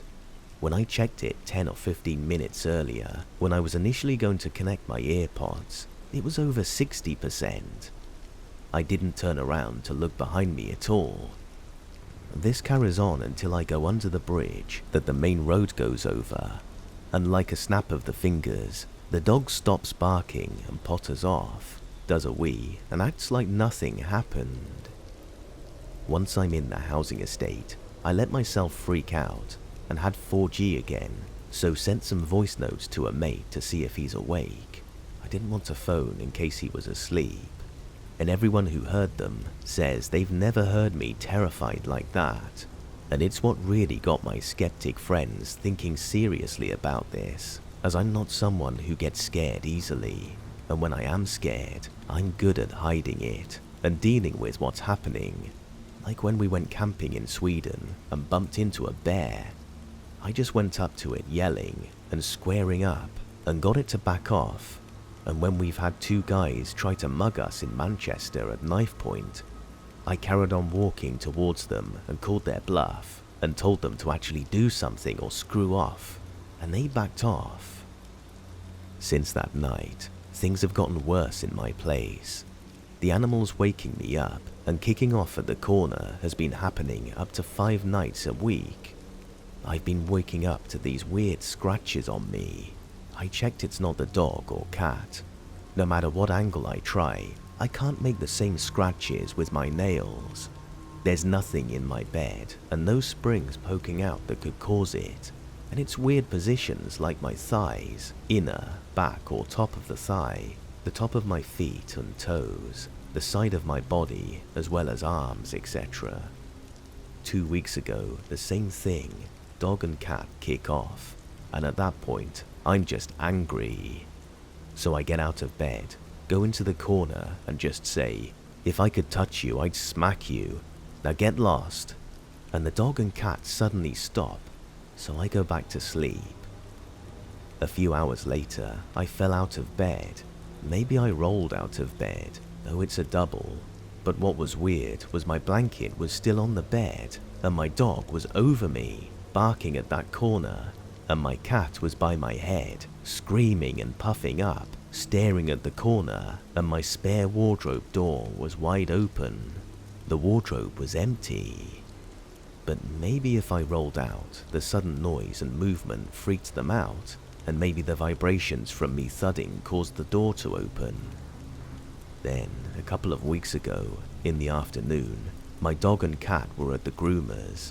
I was on FaceTime with a mate, and my bedroom light turned off, including the actual switch clicking and changing to the off position. I go over and turn it back on, turn around, and I hear the click and the light turned off. I turn it on again. Then, as I sit back on the bed, it turns off. This goes back and forth for a few minutes, until my friend on the call suggested just leaving it off and see what happens. About 1 minute goes by, and it turns back on, and I see the switch flick. Then, a bit less than a minute later, turns off again. I go to turn it back on, and this goes on back and forth. Then, after about 15 minutes from when it first turned off, it suddenly stops. I've not had that issue since. I'm pretty freaked out, but keeping it inside, and I phone my mum saying I need to stay at hers for a few weeks. I checked the trains, and I had 6, 7, 8 and 9 p.m. left that day. I aimed for the 7 p.m. I pack everything I need in my general backpack, which looked fine, get outside, and walk about 50 meters. Then all of a sudden, my main strap broke. It was an old backpack, but it looked and felt fine when I was packing. But maybe the stitching on the underside was worn, and I overpacked the bag so it broke. So I missed the train and go to grab my hiking and camping backpack that was on the same hanger as the other one. But before checking, I quickly chucked something into the oven as I hadn't eaten that day yet and figured I'd have time. I go to grab the other backpack and it's not on the hanger. After frantically looking for ages, I find it in the empty wardrobe. Maybe I put it in there when packing my original bag and forgot, but it was just weird as I haven't used that wardrobe since I lived there. By the time I repack, I don't have time for food, so I just pull it out of the oven and leave. I make it to the train station and suddenly have that dread of forgetting to do something. In this case, I couldn't remember if I turned the oven off, but ignore it, as I'd never left anything like that on before and have lived alone since I was 16. I'm always paranoid about fire, as I keep a bunch of frogs and snakes etc., so always make sure the dryer, oven, washing machine etc. is off before leaving. I reach the point I'm too stressed and have to go back to confirm it, missing the 8 p.m. train. But this time, I actually did leave the oven on.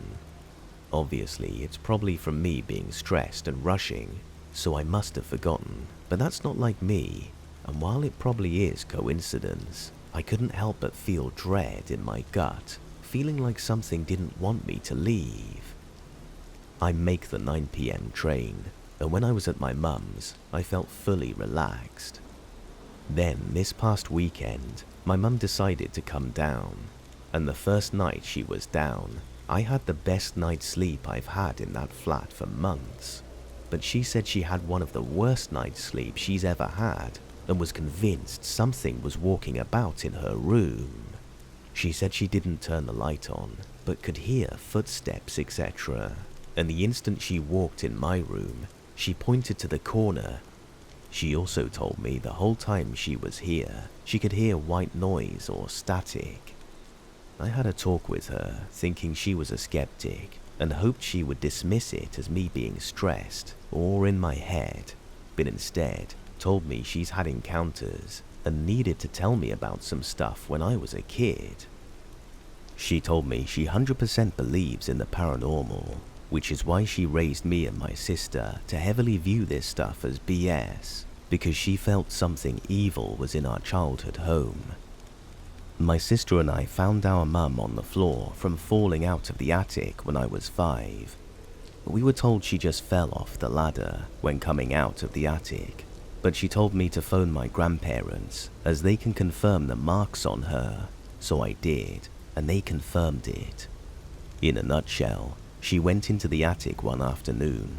It was well lit because of a skylight, and she found a wooden box, opened it, and found burnt sage, cat remains, melted candles, etc. inside. Looked around, and on one of the joists there was loads of little burn marks, 6 inches apart. She goes to the ladder to leave, and when her shoulders and above were still in the attic, everything went black. She said she was still conscious, just vision-wise went black, and felt a pair of hands grab her shoulders and push her out, and she had really deep hand grip marks on each shoulder, which were the marks my grandparents confirmed to me. She also thinks the thing from the attic tried to target me, and she took me to a medium who said I was high at risk to this sort of stuff. As a kid, I had really bad insomnia and would have really bad hallucinations, audio, tactile and visual, which until this weekend, I put them down to me having an active imagination combined with sleep deprivation. These hallucinations were so bad sometimes, I'd hurt myself without realizing it. The worst one I remember was when I was about 7. I was leaving the bathroom and went to run out, but the door didn't open, and then I saw a decomposing hand, like when it's been in water for a while and is all bloated, etc., reaching out of the toilet towards me. I panicked, so didn't pull the latch to unlock, instead pulling and pushing. Then I felt the hand, which was cold and wet, grab my ankle, and I started clawing at the hand to get it off me, but it never let go, and eventually I fainted. When I woke up, there were claw marks in the door.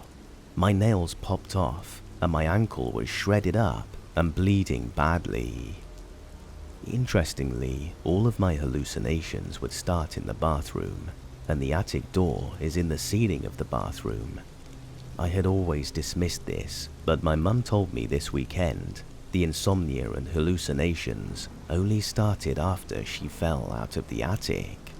She also told me there were times she'd find me talking to nothing, but full-on conversations, asking her who is the guy in the house with us.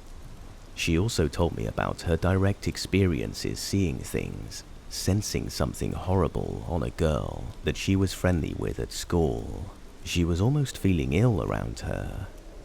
Then the girl started asking the teacher in a religious studies lesson about ghosts, what happens if you do seances, etc. She then talked to people at a local church, and she was off school a few days, and when she came back, was completely back to normal, and my mum stopped feeling sick around her again. But yeah, that's my situation.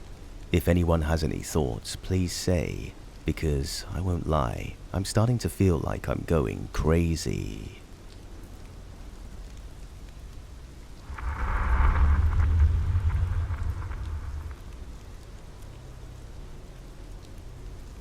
I lived in this house for about 7 years, and I have a lot of stories from it. For some background, this is in a small town in central Texas. The house is a 1-story, 2-bedroom, 2-bath, with a front and back living room and a nice sized backyard with a palm tree, gazebo, and a shed converted into a bar. It was right across the street from a Catholic church and cemetery, and after we moved out, we found out the property used to be an orphanage in the 1960s that shut down because before that, it was a funeral home with a crematorium that the orphanage was using to dispose of the bodies of the malnourished and abused children living there. We, me and my immediate family, were initially hired to clean up the house after the previous tenants trashed it. By trashed, I mean trashed. The carpet when we cleaned it was a light beige color, but it started out black. There were human-sized holes in the walls, as if someone was slammed repeatedly all through the house. Dead chickens and other small animals were all over the floor, along with black candles, pentagrams on the walls and floor, and some mystery blood smeared on the back closet of the master bedroom. And how did we feel comfortable enough moving in after all we'd found? Well, when it was cleaned up, it was a really nice place, and the rent was only $4.50 a month. We should have known just based off the low rent. First incident. It was our first day in the house. I had most of my stuff in already, so my parents told me to wait at the house while they went to our old house with my siblings to get more stuff. I decided to take a nap after putting a few things on my dresser. In the center of the dresser, I put a Mary candle my mum had given me. Might be important to note that most of the satanic stuff was found in the master bedroom that had a walk-in closet, dressing room, and its own bathroom. This room became my room because everyone else was too scared to even set foot in it, including my parents. The whole 7 years we lived there, the only time anyone else but me set foot in the room was before we moved in while we were cleaning the house. My little brother got the middle bedroom, and my sister got the room next to his at the end of the hall, next to the other bathroom, and my parents opted to turn the back living room into their bedroom. After arranging my stuff on the dresser, I laid on my bed to take a nap while waiting for my family to return with more stuff. Not 2 minutes after I shut my eyes, the candle slid off the right side of the dresser to the floor with a thud. I was a little freaked out, but as I was by myself, I tried not to. So I tried rationalizing it, saying it was the wind or my dresser is crooked or slanted. I checked the dresser by pulling it away from the wall a smidge and putting a ball in the center to see if it rolled, and it didn't. Then I checked all the doors and windows to make sure there wasn't a draft or something. I put the candle back in the center and laid back down. Not a minute or so after I shut my eyes, the candle slid off the left side this time, like someone was sliding it and fell. I said nope and ran outside and waited on the porch till my family got back. When they questioned why I was outside, because it was summer and Texas is hellishly hot in summer, I replied that I wanted some fresh air and sun, trying to play it off so they wouldn't think I was crazy. The second incident. This was after we had been living there a few months. I was asleep in my room with the door open because it made me feel better, and the rest of my immediate family were gathered in my sister's room down the hall, telling each other ghost stories because it was close to Halloween. My mum said something along the lines of, "You'll better stop telling that stuff before something happens." Right after she said that, my door slammed shut and I started screaming. My mum urged my stepdad to go check on me, but he said, "You go check on her." So eventually they both came to check on me. They said once they opened the door, they saw me sitting up in bed with my eyes open, but glassy, and not focused on anything. I kept saying, get off me, help." They were too scared to enter the room, So from the door, they switched on the light and said, "Get out." At that moment, they said a black cloud lifted off me and I fell back in bed with my eyes closed, fast asleep. Then they freaking left me there because they were too scared and told me about it in the morning. I knew they weren't lying because the dream I had the night before matched up with what they were saying, and they both looked kind of pale when they were telling me. Scaredy cat jerks leaving me in there. Incident 3. We have a family friend named Don. For some background on him, he was a family friend as long as I can remember, but some would say he's a bit of an odd character. He distrusted cars with a passion, so he rode his bike everywhere, even if it was 30 miles away. He also lived in an abandoned house and used a toilet seat over a bucket since there was no actual toilet, and set up his own irrigation near a stream to the house so he could have water. He was a kind soul, and we loved it when he came to visit us. We mostly went to visit him, but sometimes he'd bike the 25 miles himself for a surprise visit. On this particular day, he came in the morning, and by midday, my mother and Don were chilling on the front porch while they were drinking mixed drinks. I had my sweet tea. My mum finished her drink and asked Don if he wanted another, as she was about to go inside. He said sure, why not, and she went in. Not 30 seconds later, my mum came from the side of the house with different clothes on and walked up towards us. What's weird about that is, to come from the side of the house, she would have had to have gone all the way to the back door and then come all the way round. We said, "What are you doing? I thought you were going to make drinks." She said, "Don't worry about that. We can just talk." She proceeded to talk about death and suffering, kind of in a laughing manner, as if she found it enjoyable. We didn't say anything while she talked, because we were still wondering how she changed her clothes that fast. Suddenly, in the middle of her talking, she said, "I gotta go," and sprinted around the side of the house. Not 30 seconds after that, my mum came back through the front door with 2 drinks in her hand and her original clothes on. We both stared back, and we told her that she had come around the house with different clothes on talking crazy. She, of course, didn't believe us and thought we were playing a joke on her. We dropped the subject and went back to chilling. After a bit, I wanted to go ride my bike. My mum was pretty strict growing up, so the only place I could ride my bike was the church and cemetery parking lot across the street. I begged Don to come with me, since none of my school friends were allowed over, so I wanted the company while he was there. My mum told me no, of course, but he said it was alright, and we set off to ride our bikes around the parking lot because that was as far as I could go. After a while, he said, "Hey, I want to show you something." I said, "Okay, let's go to the grotto first," and we biked down to the grotto behind the church. We sat on the bench there, and he asked what the grotto was for, and I told him you could pray or just think if you want. We sat in silence for a few minutes till he said, "Follow me." He led me down to the cemetery part, and we stopped in front of a grave. He said, "That's my brother right there. He died when he was a young man." I said, "I'm sorry, Don. What was he like?"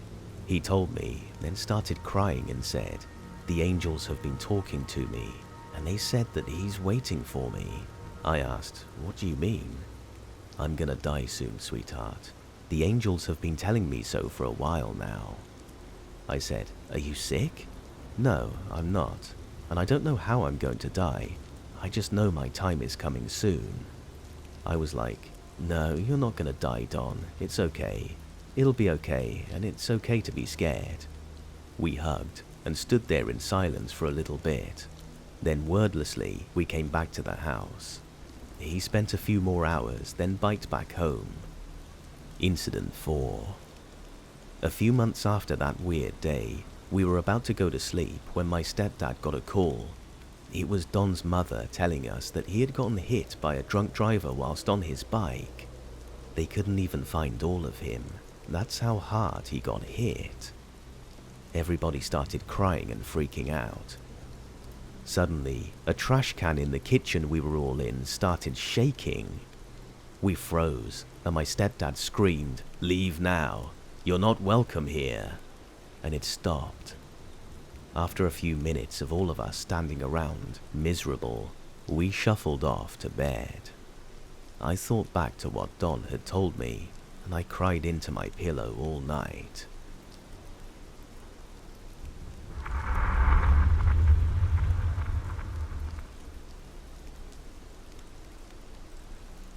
For context, I'm an only child. My first encounter was when I was 5 years old in my bedroom. My bedroom was located in the far part of the house. Of course, my bedroom was pretty secluded. My bed was one of those old spring mattresses that made sounds every time you moved, and was placed against the wall in the far corner of my room. Remember these details for later. Mysterious incident. To set the scene, it was the night before my first day of kindergarten, and I was awake late at night. Not from excitement, but because I had insomnia, and this was before my parents even knew. It was around 3 a.m., and I was watching Adult Swim. My parents were pretty much hippies, so practically no restrictions on TV. And while I'm laying down, I hear my mattress creaking. I just remember thinking that it was odd, because I didn't move at all to make a noise. Without moving, I shift my eyes down to the end of my mattress to see a literal indentation on the edge. A butt indent. You would think, being a 5-year-old girl, I would have been so scared and run to my parents' bedroom. Wrong. I don't know why, but I wasn't scared. I was chill and figured whoever or whatever this thing was just liked watching TV too. I realized that after a couple of episodes of Family Guy, I should probably get to sleep before school. And I sat up, looked at the indent in my bed, and said, "I need to go to bed for school in the morning.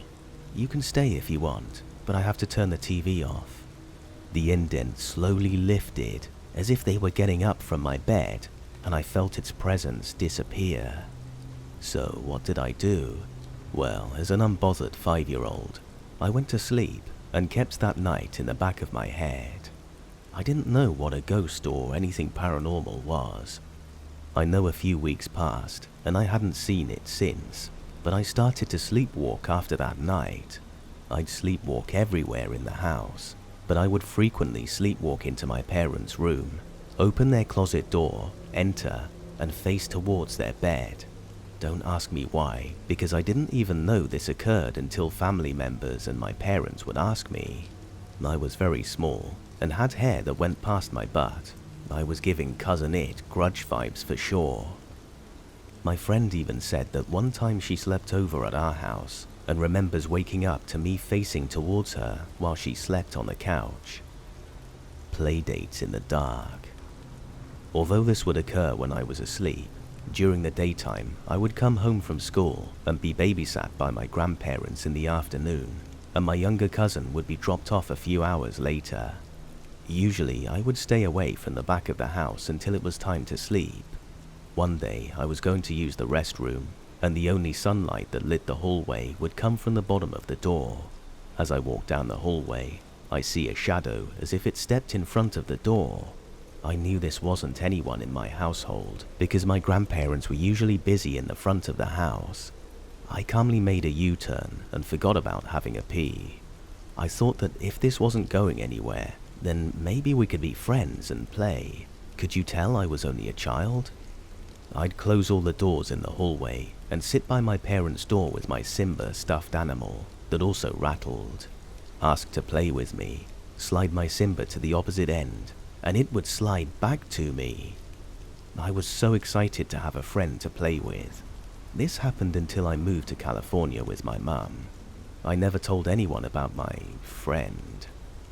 Later to learn that my uncle slept in my room around the World Cup games, and my quote-unquote friend spooked my uncle out 3 times within a couple of hours. Ever since then, when I visit my dad in Texas, I don't feel welcome in my room. I'm not sure why, but it feels like I'm being watched, and overall in a bubble. And what's even more messed up is that my Simba has disappeared and it's nowhere to be found, and I still sleepwalk. I'm 22 years old now. Since my first paranormal encounter, I've experienced so many more, to the point where I can at times see and hear people who aren't there, things flying across the room in a home I grew up in, and much more.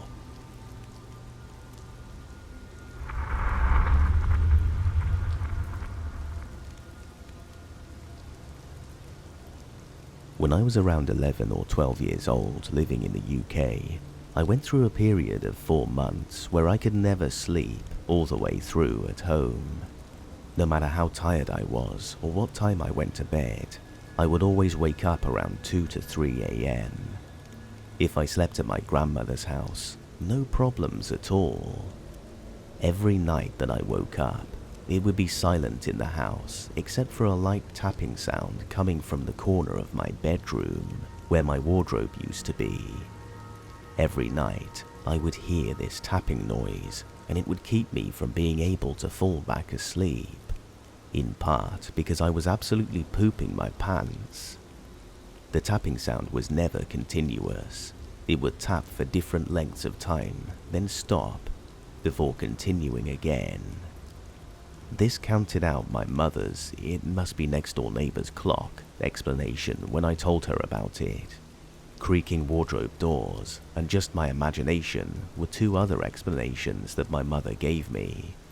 Also, I used that wardrobe daily when getting changed into fresh clothes, and nothing seemed out of the ordinary. I remember one night, I decided enough was enough.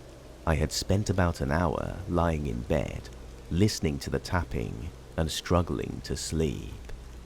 I jumped out of bed, went over to my wardrobe, grasped both handles, and flung the doors open.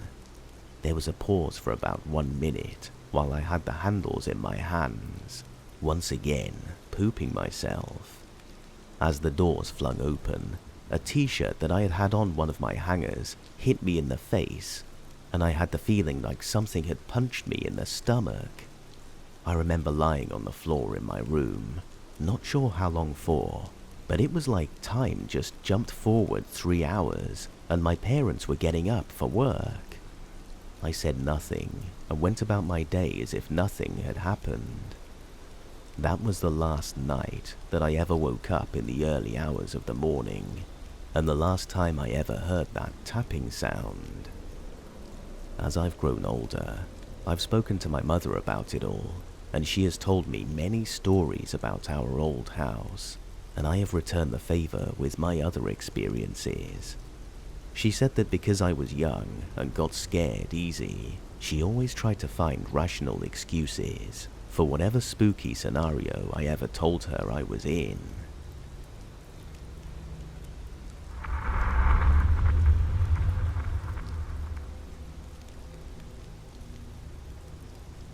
I'm in my early 30s now, and much of this happened between the ages of 10 and 14.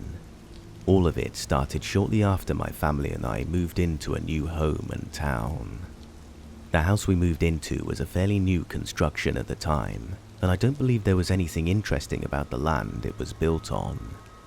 Within a couple of months of moving in, I had my first experience with sleep paralysis. I had gone to bed late that night. Roughly 5 minutes after shutting the lights off and closing my eyes, I felt a cold presence touching my chest. I opened my eyes and saw nothing. Naturally, I was creeped out and ran into my parents' room for comfort. My mum convinced me it was a bad dream and that I should just go back to bed, which I did. Immediately after closing my eyes again, I felt the same thing, except this time moving through the center of my chest with force. That feeling then expanded throughout my torso. Upon opening my eyes, I realized I could not move or speak. At this point, I could feel something watching me directly to the right of the bed. I laid there for maybe 5 or 10 minutes trying to scream before regaining the ability to move. As soon as I could, I jumped up and ran back into my parents' room. Needless to say, I slept next to them that night. Lucky for me, I've only had to experience sleep paralysis a couple of times in my life. There were several other odd encounters to follow though. A couple months after that, at night, is when I had my next experience. My grandmother was watching my brother and me that evening. She was on the first floor with my brother. I was on the second floor, and from my window looking down onto my backyard, the house borders a small forest and river, I saw a bright white figure walking from one end to the other. It looked like a fully grown man, but glowing, and I never really saw a face. I was a bit freaked out at the sight of this, so I ducked to ensure whatever it was did not see me. I briefly peeked out of the window a couple of seconds after, and it was gone.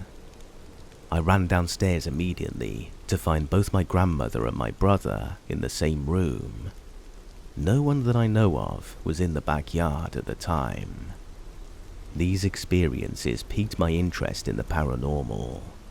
Roughly a few months after that, I convinced my mum to go buy me a Ouija board. I then convinced my babysitter, who was a few years older than me, to use it with my brother while my parents were out of the house. We turned off all the lights and lit a couple of candles and tried to talk to the dead. At the time, I was skeptical, and I assumed our babysitter was the one manipulating the planchette, but it was moving and responding to all our questions. We eventually decided we were done with it and put the board away. Again, I kind of laughed this one off. Thinking back on it, the frequency of these occurrences went way up after this experience. The fact is that I never really felt alone in this house, especially when I was the only one home. Fast forward to middle school, I was usually the first one home and would return home alone for a couple of hours every day. I generally spent most of my time in the basement, where the TV, video game console, and computer were.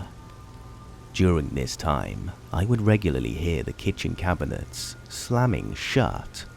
They weren't open to begin with. The dining room chairs being dragged across the floor, and I always felt as though there was something watching. I did at times wonder if some of this was in my head, only for the thoughts to be validated by my brother and a few friends that would come over at various intervals. There was another standalone event around the same time, where my brother and I were playing games in his room. We were both sitting on his bed, and to my right was the door to the hallway, which was wide open. The lights were off in the bedroom, and there was some tertiary lighting coming from the hallway. Out of my peripheral view was again a fully formed person, some kind of white figure that appeared to walk past the doorway out in the hall. As I turned my head right, my brother, to my left, sneezed and blood came pouring out of his nose. Again, I saw just enough to be creeped out, but not enough to fully validate exactly what I saw. There were a few other events to follow, more or less the same as the stuff I just described. All of this came to a head one night, and this is also where I saw some of the most vivid stuff to date. I was 13, and my best friend was sleeping over. It was Friday night, and we were the only ones in the house at that point. We were on the second floor playing video games, when all of a sudden, we heard the cabinet doors slamming and chairs moving. I was used to it by now, but my friend got a bit freaked out and asked what it was. I'm paraphrasing, but I said something to the effect of, "It's those bloody ghosts again. Screw those ghosts." This is when things got weird for us. Shortly after that, my TV turned off.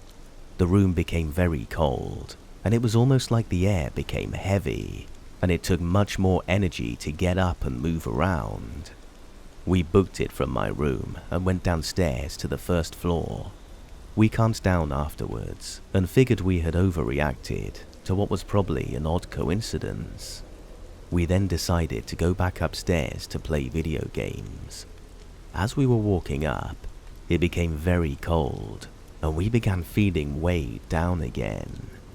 We ignored this again, as if it was all in our heads. We got to my room and turned the TV on, along with the video games.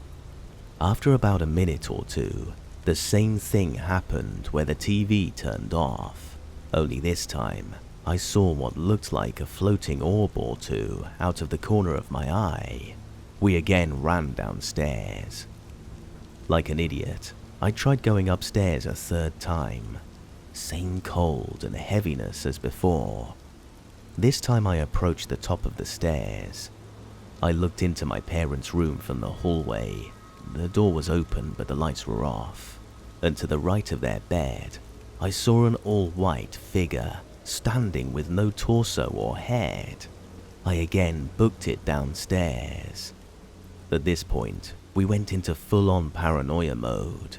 I tried calling my parents, no answer. We were stuck at home, feeling terrorized and not sure when the adults were coming back. At some point, we actually started chanting and praying out of desperation, which I think made things worse, because the air on the first floor became heavy and we felt the cold rush again. I also started to see the same small orbs fly into the room from upstairs, only this time directly in my field of view.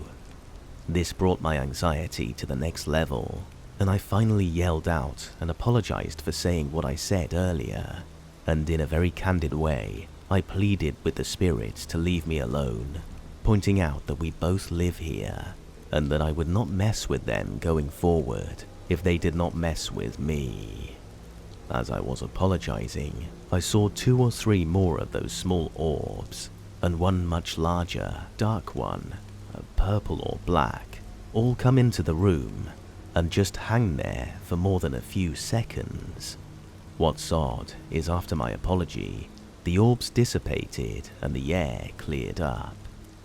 Coincidentally, my mum came home maybe 20 minutes after that whole thing ended, and all went back to normal, as if nothing happened. I have not seen anything since. The noises we regularly heard on the first floor continued. Although they didn't bother me much at that point, I do think my friend may have been a bit traumatized from the experience though. He claimed he felt he was being watched for a good while after that night. I'd be interested to hear some of your thoughts. Some of this stuff was downright terrifying in the moment. I'd love to understand what I was dealing with.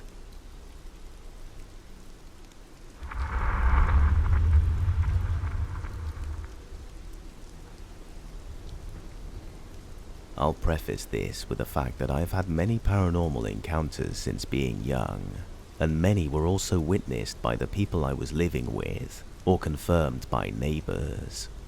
We had fallen on some tough times financially, and the only real affordable housing where my son could remain at his current school he loved was some really old apartments. The complex was built in the 1950s and was run down. It was a 2/2 split floor plan. My husband and I took the master bedroom with the bathroom inside. A separate room though. The bedroom was always freezing. I could never stay warm in there, even though it's Texas, and being from Wisconsin, I know what real cold is. The other rooms in the apartment were normal temperature. I never felt comfortable being alone in the apartment, mostly because I never felt alone. The living room wall with the TV on it was also our bedroom wall and door. We always kept the bedroom door shut. I was in the living room watching TV alone. From the spot I always sat in, I swear I could see and hear the bedroom doorknob rattle, like a gust of wind had been blown at it. Our AC unit was at the other end of the apartment, and there was no vents or windows anywhere near the bedroom door. There was a coat closet door adjacent to the bedroom door in the entryway, and it never did the same thing, just the bedroom doorknob rattled. We lived on the second floor of a 2-story complex, so no one was above us. The people below us were incredibly quiet people. I never once heard them at all, let alone slamming doors or windows that could have affected us. I was again sitting on the couch, facing the bedroom door, reading this time, and out of the corner of my eye, I saw a human-sized black shadow. It crossed from the entryway, past the coat closet door, and went right through the bedroom door, rattling the doorknob. I took my glasses off and tried to refocus, thinking there may be a smear or something on my glasses. There was nothing. I got up and went into the bedroom, and nothing was there. About a week later, the same thing happened, but this time the shadow was only 2 or 3 feet high. The same path from the entryway, coat closet, and right through the bedroom door with the handle rattling again. I got up, went into the bedroom, and again nothing was there. A few days later, I caught it again out of the corner of my eye, but it was just standing there, full size, in the entryway, like it had been watching me.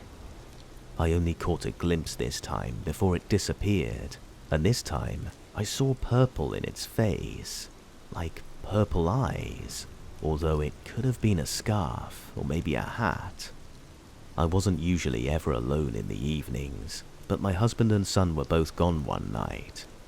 I was watching TV in the living room and felt really anxious, like I was not alone.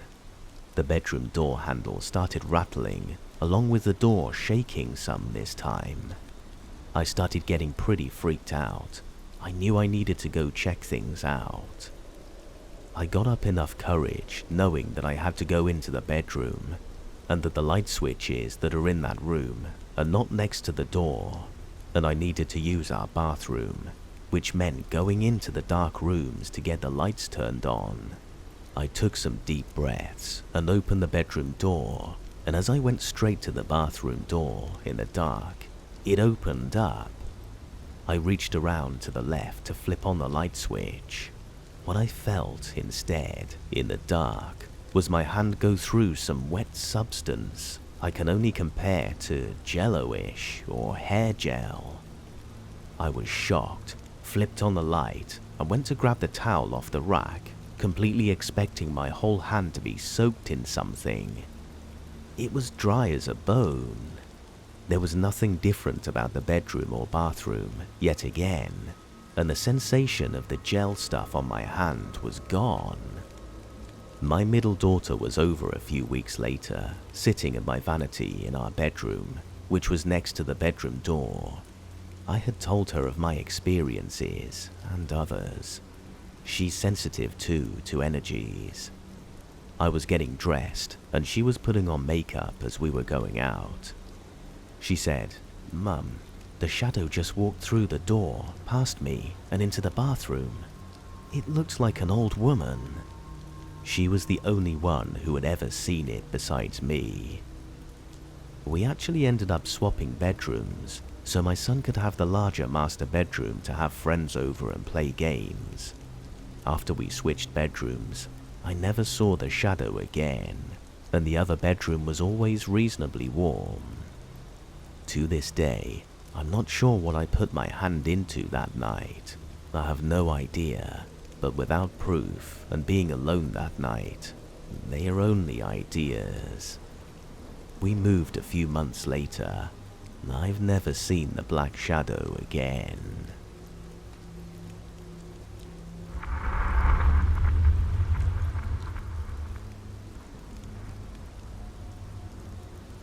Back at my mum's house, my room was in the basement, and the only way to get into the furnace room was through my room.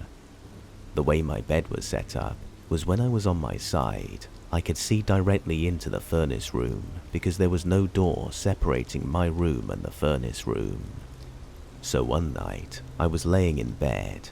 I saw a cat walk out of the furnace room and kind of look around my room, and after I blinked, it was gone. After I talked to one of my friends, whose family was friends with the people we bought the house from, she told me that their cat actually died in the house. I'm not sure if it died in my room or not though. Another time, I was suffering from an ear infection. But my mum would never believe me when I told her I was having problems. She always thought I was doing it for attention or being dramatic. So again, I was lying in bed, not being able to do anything because of the pain. I saw a man standing in my doorway. He was around average height, but he was built and had wide shoulders, and I was watching him for around 10 seconds when I heard a deep man's voice ask me if I was okay. I didn't feel scared. It almost lessened the pain, and I fell asleep. Around a day or two later, my mum told me that she woke up to a man standing at the foot of her bed, and she felt him tapping her foot. She told the man to go away, and after, she said that she felt like she was being pushed into the bed. When she was describing the man, it matched exactly what I saw. The way my house was, you walked down the stairs, and then there was another staircase with like 4 stairs that you went down. And that's where the furnace room, my room, and the laundry room was. So one night, when I was in bed, I was looking at the laundry room, which was open, and I saw a woman walk in wearing a white dress. I remember her being pretty and not creepy at all.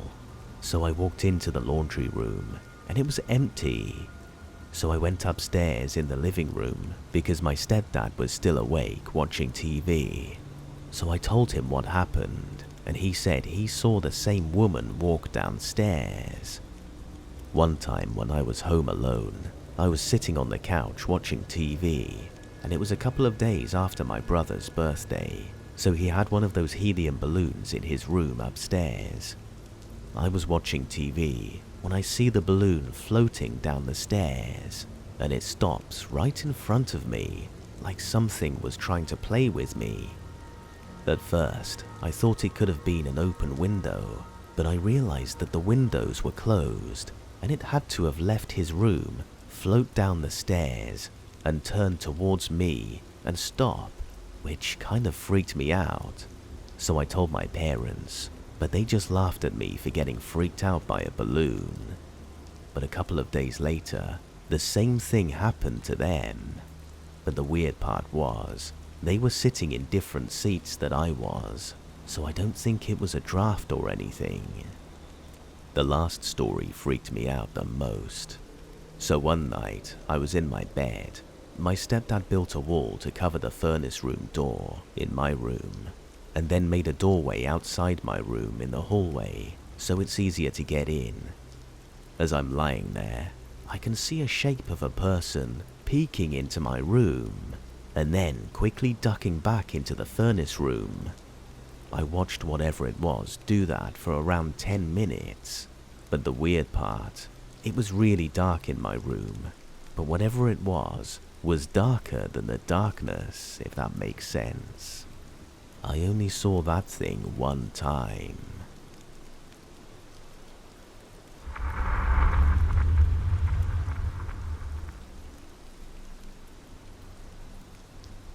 My boyfriend and I have had a few strange occurrences happen since we moved into our current flat last July. Before I describe these events, I will say that I began experiencing sleep paralysis around 4 years ago and have had a range of unpleasant experiences with it in the past. However, these experiences have never been physical, only visual, until moving into this new flat. I will also say that my boyfriend has never had any past experiences regarding anything that he would consider paranormal, though the events that have occurred in the flat have left us both a bit confused and spooked. Since my boyfriend and I moved into our flat, we have experienced minor things such as noises sounding like something has fallen onto the floor and begun to roll across it, only to find nothing that could have made the noise. Other times, we have heard noises as if something large is being dragged across the wall in the hallway, but when we have opened the door to check what's making all the noise, there is nothing there, and the motion sensor light is off. If it's activated, it stays lit for around 5 minutes.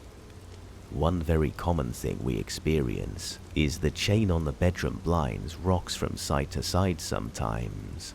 This doesn't happen as a gentle swaying though. There have been a number of occasions where we have gone into the bedroom to investigate a loud clattering noise. We have heard it over the volume of our TV or music, to find it swinging from left to right rather than forwards or backwards. We have tried to explain this away as just a draft, but this would continue to happen even when there was no possible airflow from the windows or vents or fans or the radiator. Even if this were to be caused by any of these things, the chain would swing forwards and backwards, not left to right, and it definitely wouldn't make such a noise to begin with.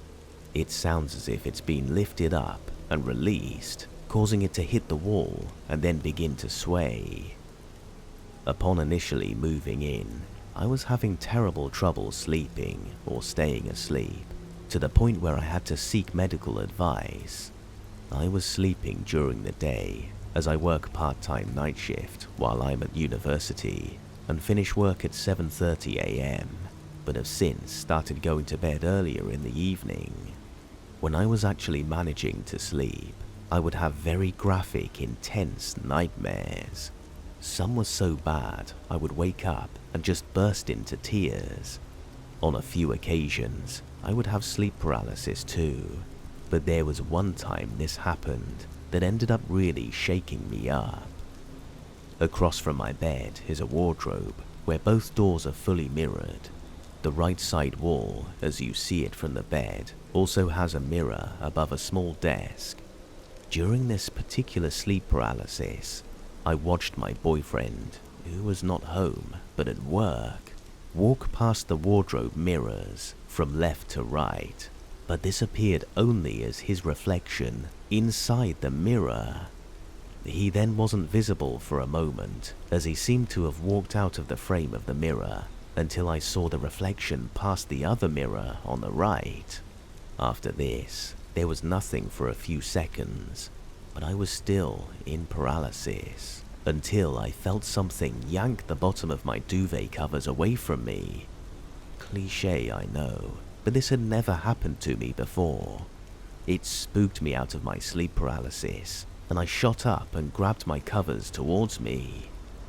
I still don't know how to explain this away, as my sleep paralysis experiences have never been physical like this, so I don't really know what to make of it. Another similar instance happened one night. My boyfriend was driving home from work and got stuck in a bad traffic jam on the motorway, delaying him a good few hours due to the distance from the site he had been working at. Because I was working early, I went to bed before he arrived home. At some point in the evening, I remember him getting home and me having a sleepy conversation with him right before he got in bed, and I fell back asleep. I'm not sure how long after this I was woken up again, but I was woken up by my boyfriend, who was standing at the side of the bed and had brought us some food.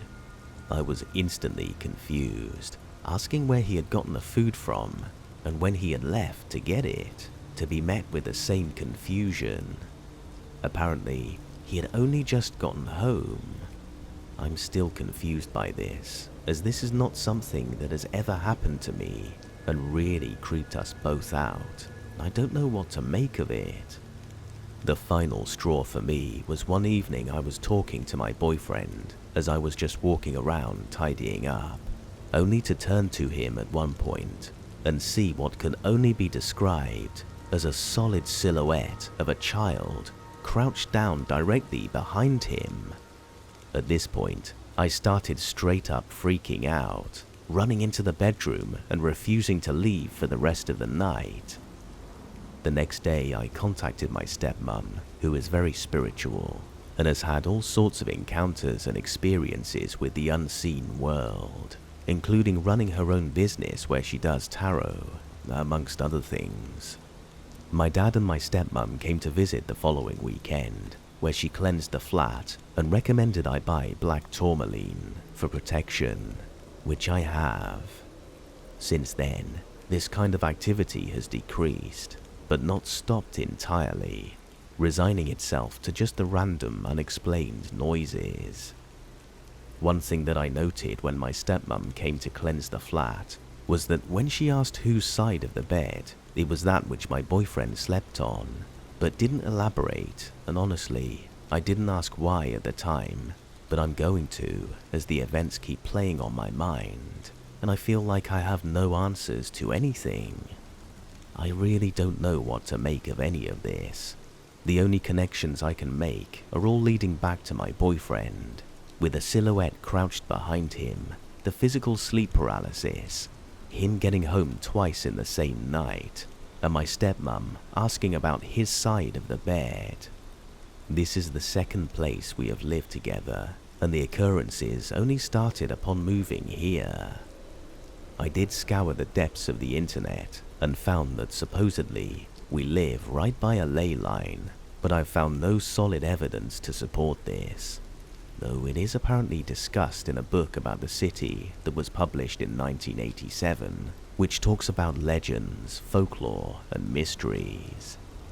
This particular book, however, seems pretty hard to come across, with it either being unavailable or unaffordable.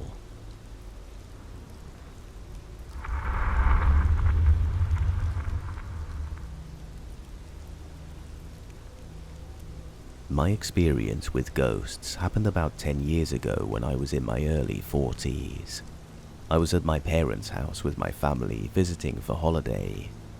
When we visit my parents, we stay in one of the upstairs rooms.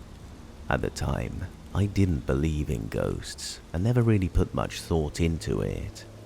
We are going to sleep in the room we always stay in, and I was having a hard time sleeping, so I went to another room so I wouldn't wake my wife with all the tossing and turning.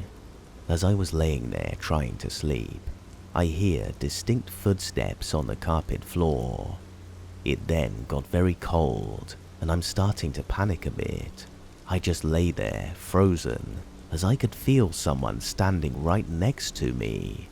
Then I know it's a he because I got to know him a bit. He starts pulling on the sheets. So I dart across the hall back into the bed where my wife is sleeping and lay there freaking out. Then I'm visited by another ghost. This time, it was a young girl who basically wanted to play. She would not walk like the guy. She floated in, and I knew she was in the room when it got cold. And when she would show up, she would drop invisible pellets on my face. It didn't feel like raindrops, more like little bubbles. So then, I was all of a sudden dealing with two freaking ghosts. And basically, these ghosts were just a pain in the ass. They were constantly messing with me. The guy was the worst. He was constantly screwing with me. He would come into the room the same way, slowly walk on the carpet, and it would always get cold. His favorite thing to do was come up and get right beside me and blow real hard into my ear, and pulling on the sheets. He was a jerk and just wanted to mess with me. The young girl and the guy were always together, but visited me separately. I don't think the guy was her dad, but he acted like it. We stayed at my parents' for 3 nights on this trip, and I'm trying to fight through these ghosts messing with me. I was very happy to get the hell out of there and leave the ghosts behind. We were about an hour or so on our drive back when we realized the freaking ghosts were in the car with us. So for the next 2 weeks, I had the ghosts with me at my house. These ghosts really just want to mess with you and try to make you look as crazy as possible. I had not told my wife about the ghosts until we were driving back home. My wife could not feel or hear the ghosts, although I would tell her every time they would come around. It was always the same thing. When they would show up, I was immediately hit with cold air. We would be sitting on the couch, and I would tell her that the ghosts were right beside me, blowing in my ear, or scratching on the surface where my head was. Just stuff to make you crazy. They would not touch or hurt me. They did not talk. there was never any reference to religion. The guy was a smoker, as when he would breathe on me, you could smell it. The little girl just liked to play and sing. She was proud of how she could sing, and you could tell the guy was proud of her too. To make a long story shorter, I'll just say how you get rid of ghosts. At first, I took a biblical path to try and get rid of them, lots of prayer. But like I said, religion played no part of this. So ultimately, I got rid of them because I ignored them. I had to act like I didn't know they were there and just ignore them. After a few days of ignoring them and acting like they were not there, they left. I would say they were with me for about 10 days. As mentioned, this all happened about 10 years ago, but I remember it like it was yesterday. I'm still shaking my head in disbelief that this happened to me.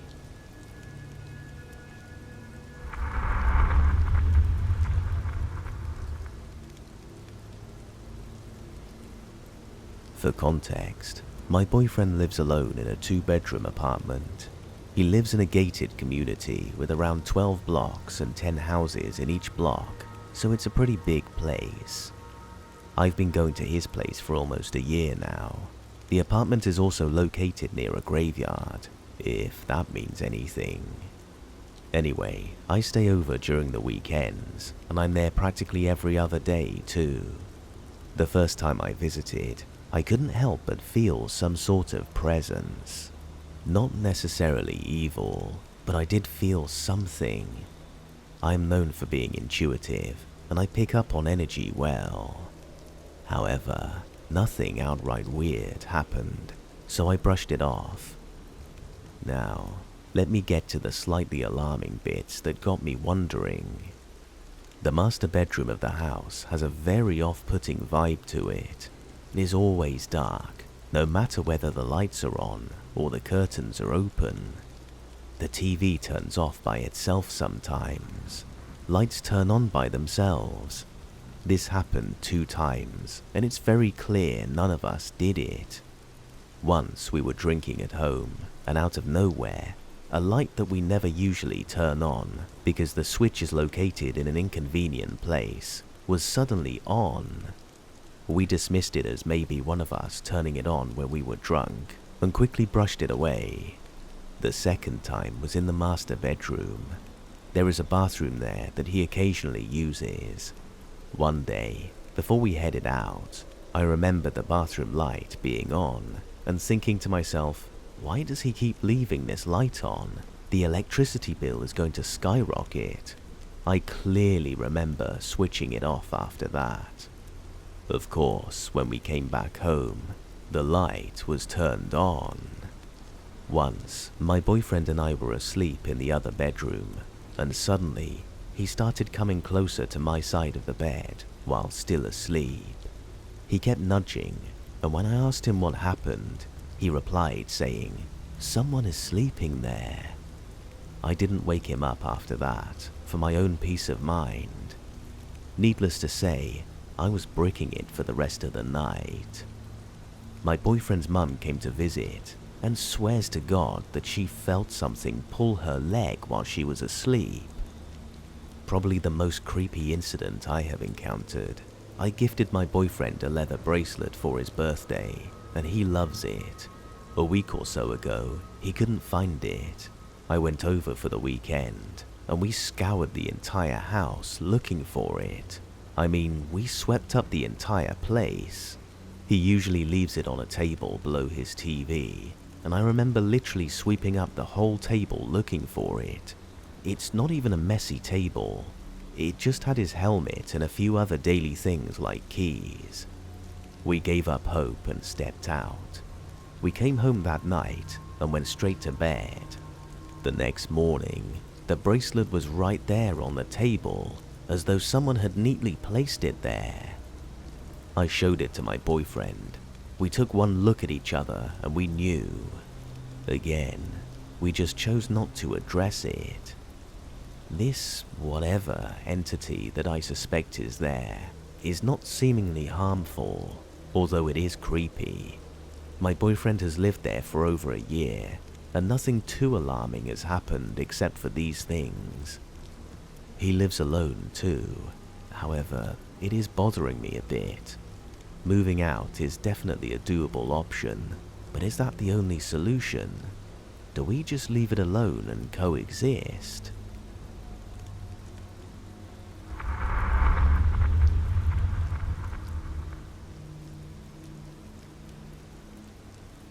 The house I grew up in was built in 1922, unsure exactly of all of its past. When I was little, I would oftentimes have these dreams where I would wander through my house in the nighttime, trying to find something, or perhaps someone. The dream would always end when I find the tall, dark figure, nothing but a silhouette, standing in the middle of my kitchen, exposed by the overhead light over the kitchen sink that hadn't even worked for years before. It was always on in that dream though. I would wake up sometimes hearing these voices, not angry or emotional at all, but usually just 2 to 3 voices talking mid-sentence of audible English words, but didn't make sense of much really. Sometimes I would even wake up frozen, like I couldn't breathe or move, but simply lay there with my eyes wide open for a few seconds, while hearing the voices speak briefly. My mother has always experienced things as well as my older sister. My mum hearing a jingle or eerie hymn coming from the back of the refrigerator, or maybe the pantry, late at night sometimes. Things would turn on or off. The year was 2001. I was just 8 years old. One night, my mother woke up to go to the bathroom in the middle of the night. She was frozen in her steps in the hall when greeted by a deep, hollow, and loud voice right in front of her. That of a man saying slowly and forced out, "Don't worry, everything will be all right." She turned on the lights, looked around, and saw nothing. It was a snowy night when she took a look outside. No fresh footprints were seen around the home. She woke my dad up to investigate the voice, but my dad didn't believe in ghosts or anything of the sort. He came into my bedroom and grabbed my wooden baseball bat, and it woke me up. I worried for my dad and what was happening, and wanted to go downstairs. I hadn't heard the voice in the hall. I just stayed awake and listened, but eventually fell back asleep. I only heard the story of this later when I was older, and I had finally known why my dad came in for my bat. My dad found nothing out of the ordinary. My mum's father had passed away the previous year of a heart attack, and my dad's mother was suffering and dying of cancer at the time.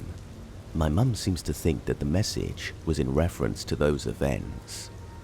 Throughout the years, my mum and sister would experience most of which was lights being turned on and off, and sometimes an eerie jingle from the kitchen at night. Fast forward to 2018. My parents are divorced, and the house has been vacant for 2 years now, just to be heated during winter months. My wife and I decided to move in to rent it from my dad, since we were tired of the apartment living. The first night I moved in, and I was unpacking, I immediately felt a strong presence, and didn't feel like being there, almost like unwelcoming and being watched. I couldn't shake the feeling, as my wife was working night shifts at the coffee shop, and I was alone. The next day is when it started to all happen again. I got up for my morning shift at 4:30 and was brushing my teeth just in the other room. My wife woke up to a voice that said, "Earl." She asked me if I had said it, and I in fact didn't. I was brushing my teeth at the time. I thought to myself, here we go again, but I didn't tell her that. The next morning, my wife was wide awake watching Netflix on her phone. 4:15 comes around. I snooze the phone. Not long after, we hear this bizarre jingle or hymn at the foot of our bed for like 8 to 10 seconds. It was long enough for her to shake me and say my name, and I still heard it. It kind of reminded me of the "take me out to the ball game" from one of those little teddy bears or something. So terrified, we both threw the lights on and searched the room. There was nothing but boxes of clothes in our room, and nothing that could have possibly made that sound. We got the house blessed the next day, and we hadn't experienced anything too far out after that. Occasionally, a light would work itself, or the stove range fan would turn on by itself.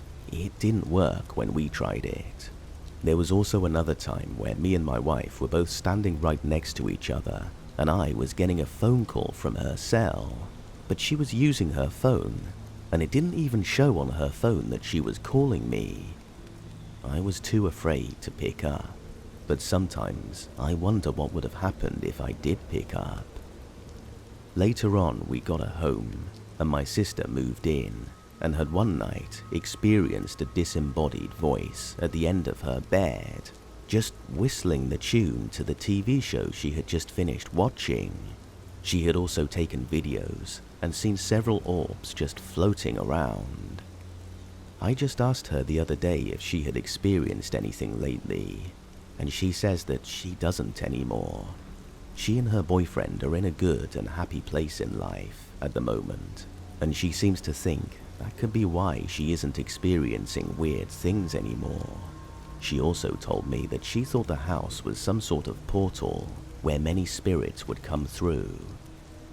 I'm not sure what to think or believe, but after me and my wife both hearing that hymn, it definitely must be something.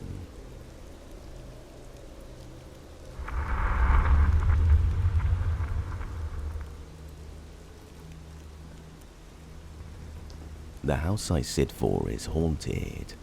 To protect my client, I'll be calling her Mrs. Spooky. I'm a 21-year-old female and started this job being a home health care worker back in September. The job at first was your pretty average job. All I basically had to do was make sure my client was well taken care of and make sure she had someone to talk to. Everything was very normal up until I started picking up more shifts at night. I'm a college student. One morning, I was getting my client medication ready when her grandson, who lives with her, is about to walk out to go to work. Because he kept knocking over this can of Febreze, he then put the can of Febreze in between the cushions so it didn't move. 10 minutes after he leaves, the can jumps out of the couch cushions, does a flip, and lands straight upwards. I freak out for a second, but then I play it off and tell myself there is some reasonable explanation. But it keeps continuing. Frames fall off walls, people talking in the kitchen and hallway when no one is home but me and my client, things being thrown at me, the figure of a face smeared against the kitchen window, shadow people. But last night was the worst of it. I got there early yesterday because my client had a food package waiting to be put in the fridge. My client greets me with a smile, and I make her some mac and cheese after I put the food up. My client dropped her fork and asked me to wash it, so I did. While clearing off the fork, I hear a can fall behind me, so I go to pick it up. The scrubbing brush from the sink goes flying at me. I'm spooked, but it's not the first time this has happened, so I go back to hanging out with Mrs. Spooky. Things are pretty back to normal until I hear more things start to fall in the kitchen. Maybe a cat snuck in.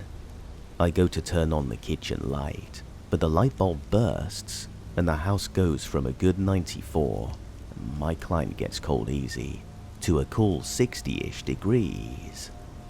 At this point, I'm hoping there was just a weird power surge and had just turned everything off. I rush back to my client. Everything is fine, no power outages, and it's still pretty hot in the living room. Then a shadow moves in the kitchen and my client jumps back. Luckily, her grandson pulled up right after this, and he was pretty spooked when I told him what had happened. Mrs. Spooky is the only reason I haven't gone running for the hills, but there are some times when even she is not okay with the presence in the room and makes me stay close until she feels like it's safe.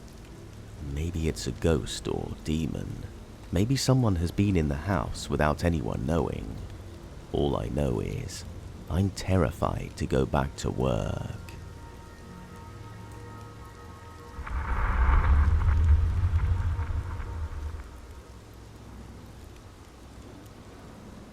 The house I grew up in was most definitely haunted. My parents bought the land from a farmer, and we built and are the only ones to live in the house. It was a huge house on 5 acres of land and backed up to the woods. For years, we never had issues, until my dad finished the basement. He turned the basement into a big movie room on one side and a workout or game room on the other. Obviously, my brothers and I started spending a lot of time down there because it was like our own private movie theater. The lights down there would sometimes randomly flicker, but we all chalked that up to bad wiring because my dad did it himself. Occasionally, the TV would change channels while we were in the middle of a movie, and it would always change to some sort of kids channel, Cartoon Network, Disney, Nickelodeon. This led to a sort of sibling fight and blaming each other for sitting on the remote. After that happened a few times, we started setting the remotes on the table in the middle of the room, but the TV would still change channels. At this point, my siblings and I were convinced something was down there, but my parents kept ignoring it. Once, when I was about 10, I had just gotten home from school and was home alone. I was being a good child and started doing my chores, one of which was cleaning out my hamster's cage. I was walking out of the garage with the cage in one arm, hamster in her ball in the other arm, when I heard our front door open and slam shut, and stomping footsteps going up the stairs. This was weird because no one ever used our front door. Everyone went through the garage. I called out thinking it was one of my brothers, but got no answer. I set my hamster down and go to check the door. It was locked. I panicked, grabbed the house phone and called my mum while I sprinted to our neighbor's house. My mum rushed home from work and found no one was there, and we still can't explain what I heard. Another time, my best friend, neighbor, and I decided to camp out in my front yard. We were about 11 and too scared to go into the woods alone. We had just gotten our tent all set up with our sleeping bags and lanterns, and had just laid down to read some magazines as the sun went down. Suddenly, we hear what sounded like a little girl singing. We both stop reading and stare at each other, trying to think of who it could be, because we were the only young girls that lived in that neighborhood. The sound started coming closer and sounded like it was right outside of our tent. We both got the chills and goosebumps. We both screamed and sprinted inside as fast as we could without looking back. I can still hear the sounds of that singing to this day. Nothing creepy happened for a few years after that. Just the typical lights flicker and channels changing. Then, when I was 14, I had my volleyball team over for a sleepover. A few of them knew about the ghost haunting my house, so they brought a Ouija board for the night. Of course, I had to do it and find out who was haunting my family. First try, almost as soon as our fingers touched the planchette, it started moving. We asked typical questions like, "What's your name? Are you going to hurt us? Why are you here?" We only got no as our answer to those. I then asked, "Are you a little girl?" The planchette moved to yes. I said, "Did you live on this land before me?" Yes. "How did you die?" F-I-R-E. was spelled out on the board just after that. One of my friends freaked out and knocked the board over, saying that someone had touched her shoulder. My friends and I tried to look up if anything happened on the property before my family bought it. We did find out that there was a barn fire years before we bought the land, but the daughter of the family who owned it grew up and moved away. We couldn't find anything about a girl dying in the fire. My dad sold the house years later, but my brothers and I were talking about it recently, and I told them what happened with the Ouija board. One of my brothers freaked out and said it made so much sense. One night, he fell asleep in the basement and woke up in the middle of the night. There was a little girl standing in the doorway. He thought it was me, so he just said go away and went back to sleep, only to realize the next morning that I was at a friend's house for a sleepover. I don't know if the new owners have any similar experiences since living there. I'm just thankful, as far as ghosts encounters go, that our ghost was pretty harmless.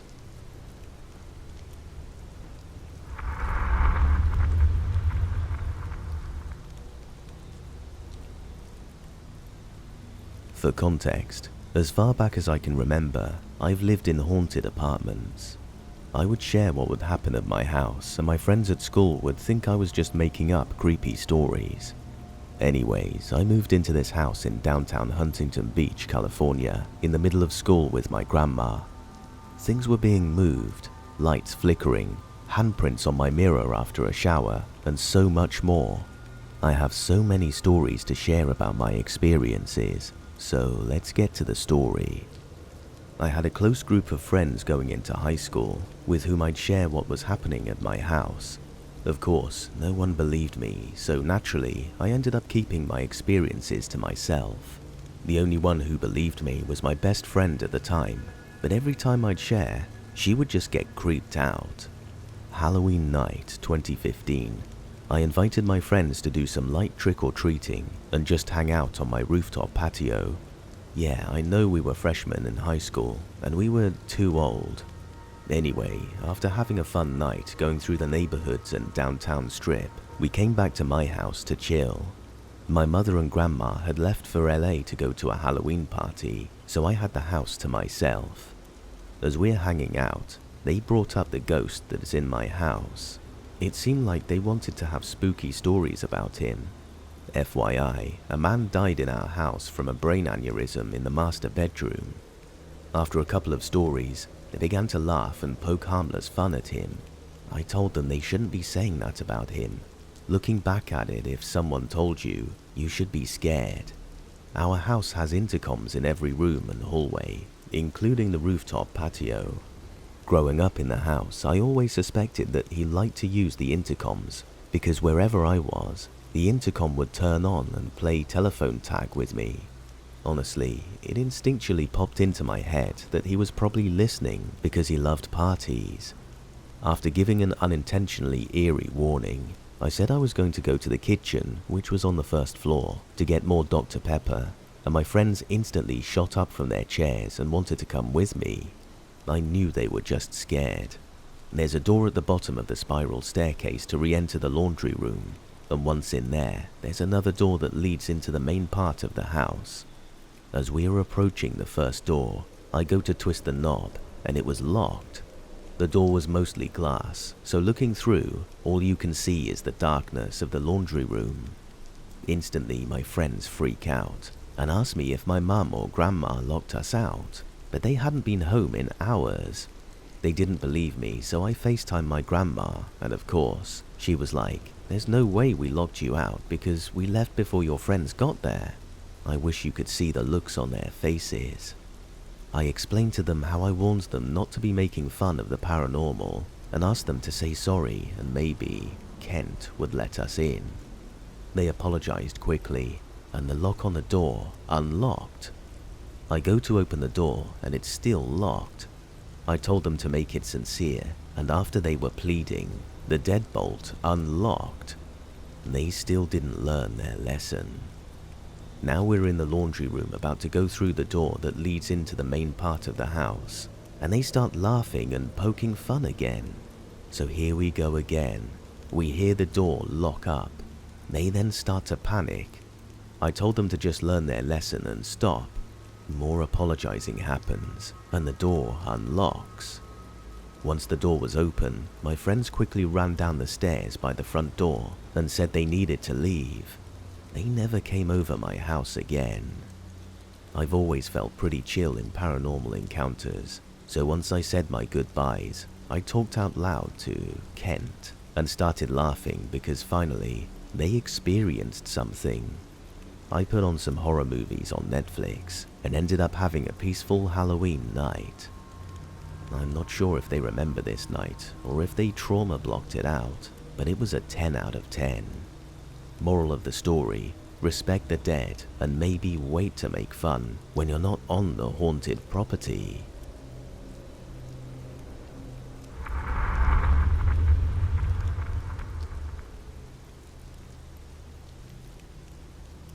Let me start by saying this.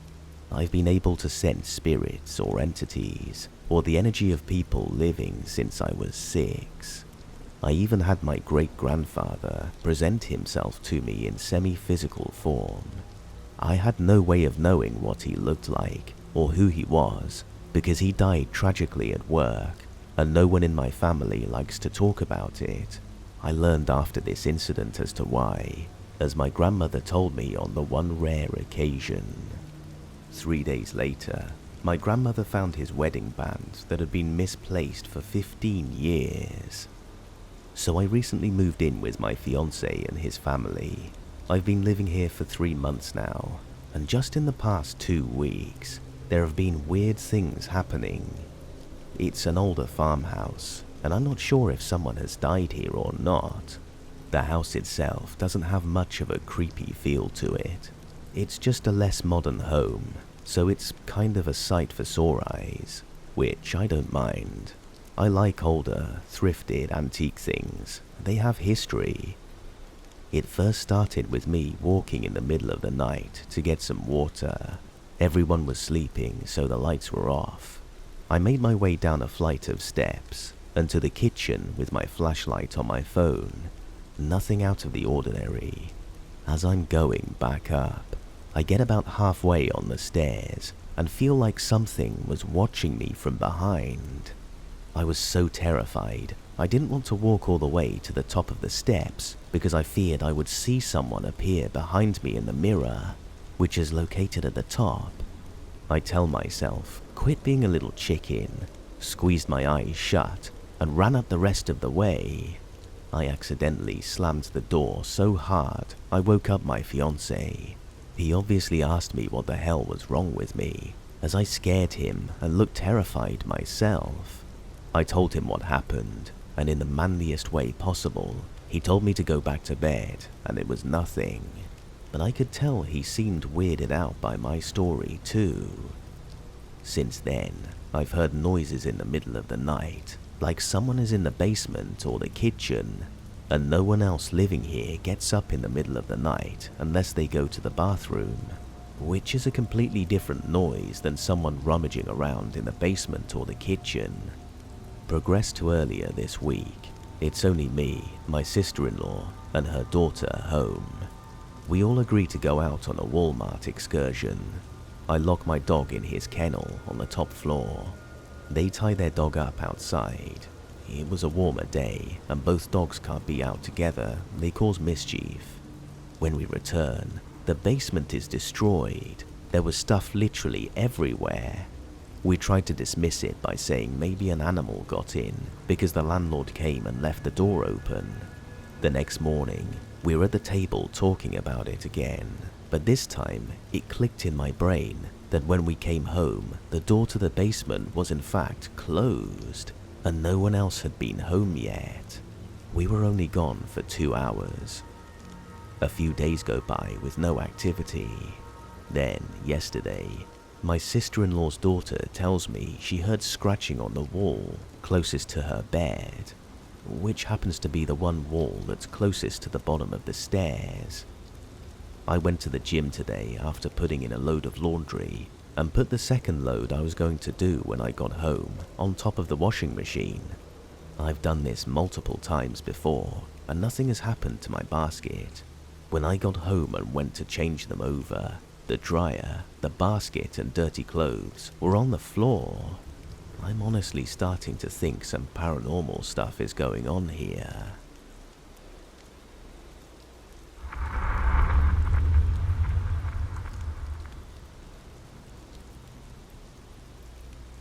When talking to people about what happened, I refer to this as a ghost story or a haunting because it's the closest concept I can think of, but I'm open to any interpretation as to what it could have been. For backstory, this was way back in 2007 or so, possibly 2008, making me 16 or 17. I grew up in a house that one would call haunted. It was the first plantation Victorian on my small East Coast US town, built during the Civil War with innumerable histories in it.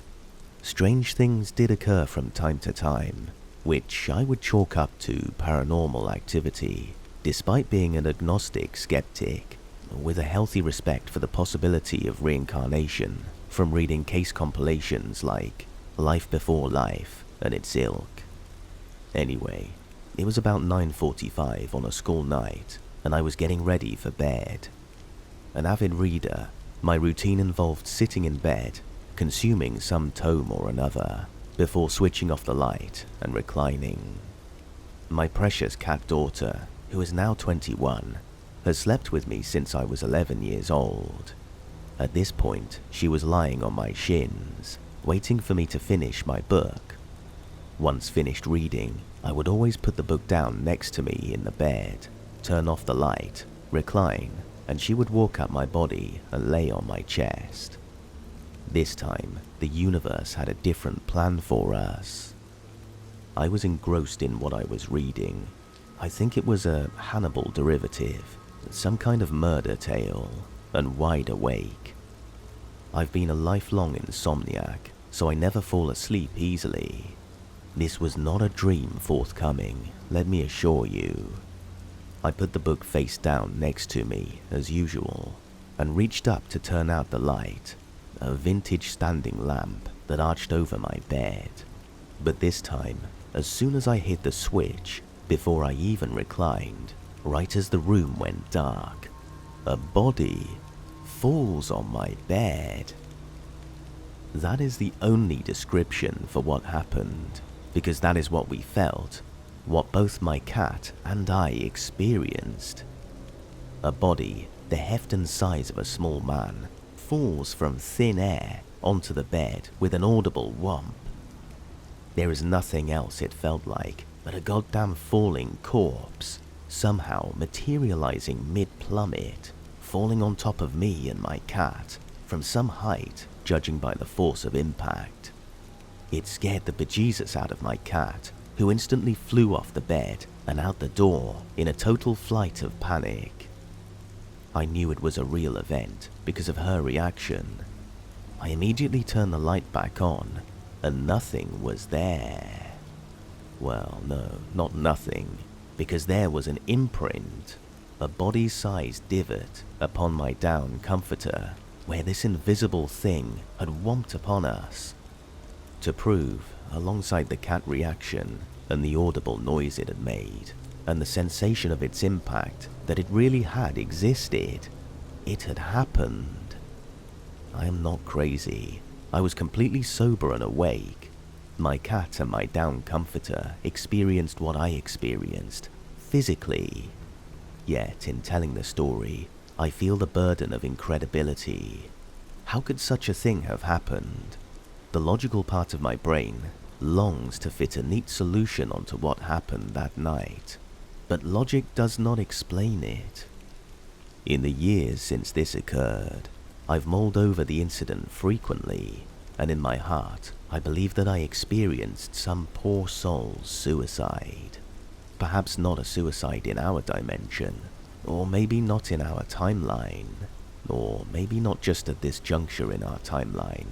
I don't know. What I know is that a body plummeted onto me in the middle of the night from some other dimension, and such a force must have come from somewhere, which leads me to believe it was the impact felt from somebody's jump to their demise. It gives me the willies to imagine that perhaps somewhere in our world, or in a world much like our own, parallel to our own, at the same time that I turned out the light, some poor soul jumped to his death, and I felt it. Other times I imagine that it was a suicide that happened in the past, whose resonance I felt in my own time, somehow. Maybe someone who had memories in the house I lived in, long before I lived in it. I often think this because of the size of the body and the fact that men were a bit smaller back then. The fact that it was a man is a fact to me as plain as the pressure of the impact. I could just tell. A small man's body struck me. I could be wrong on that fact, but in my bones, I believe it to have been a small male, and the impact was his death. How? I don't know. Only the complex, unknowable Matrix universe knows how it happened.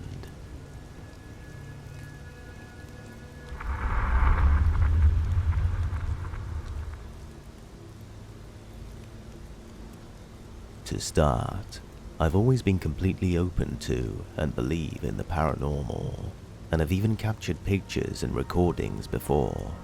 However, I am also one of those people that think that 90% of the time, paranormal experiences can easily be rationally explained.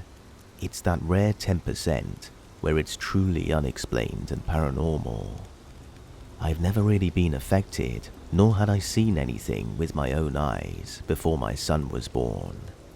Okay, to start, I'm a new father. My son was born at the end of June, and we got to bring him home to our apartment in July. We have lived in our current apartment for around 6 months and haven't experienced any paranormal activity until we brought our newborn son home from the hospital. Not long after we brought our son home, the first thing that happened was me and my wife were talking in our bedroom, when out of the corner of my eye, I see a white ball of light leave our closet and shoot straight into the floor. We're on a second story. At first, I didn't say anything. I finished my sentence and then looked over towards the closet. My wife noticed I was looking that way, and then she asked if I saw the same thing she just saw. And yes, we saw the exact same thing. Since then, a lot had happened. We would find doors and cabinets opened or closed when we didn't remember leaving them that way, etc. Now, before I get into why I'm writing this, I want to say that we have 2 cats that are insanely nice to us and strangers. Yesterday, I woke up with the back of my neck stinging really badly, so I stood up and felt it, only to feel 3 marks on the back of my neck. My son was asleep in his crib, and my wife was awake at the time, sitting next to me reading. Our cats weren't anywhere nearby.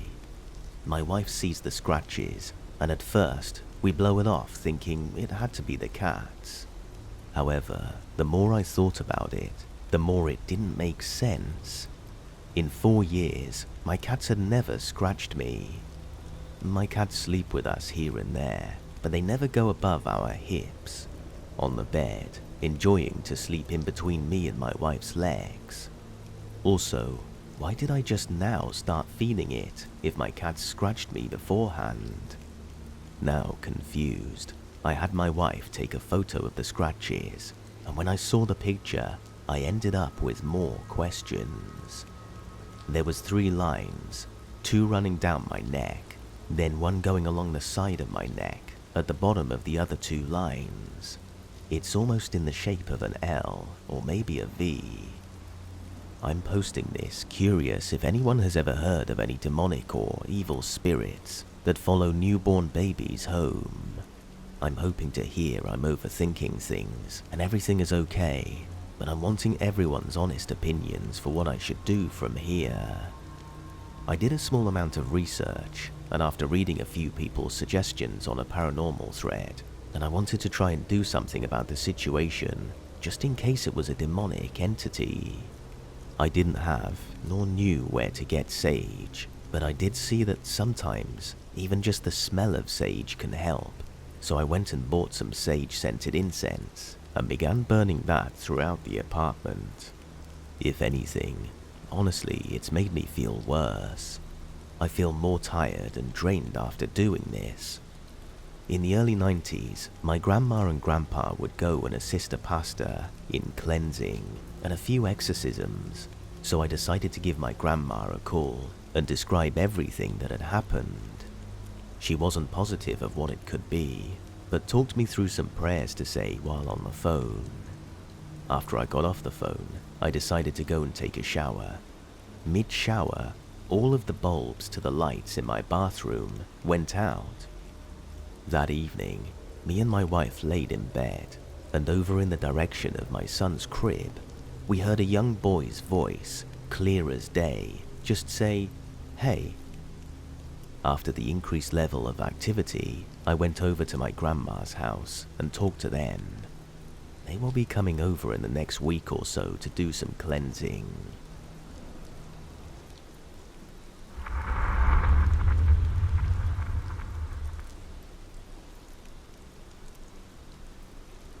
This happened some time ago in the early 2000s. It's not made up. I really experienced these events, even if they sound crazy. My parents were in a rough patch, and my dad had moved out of the house.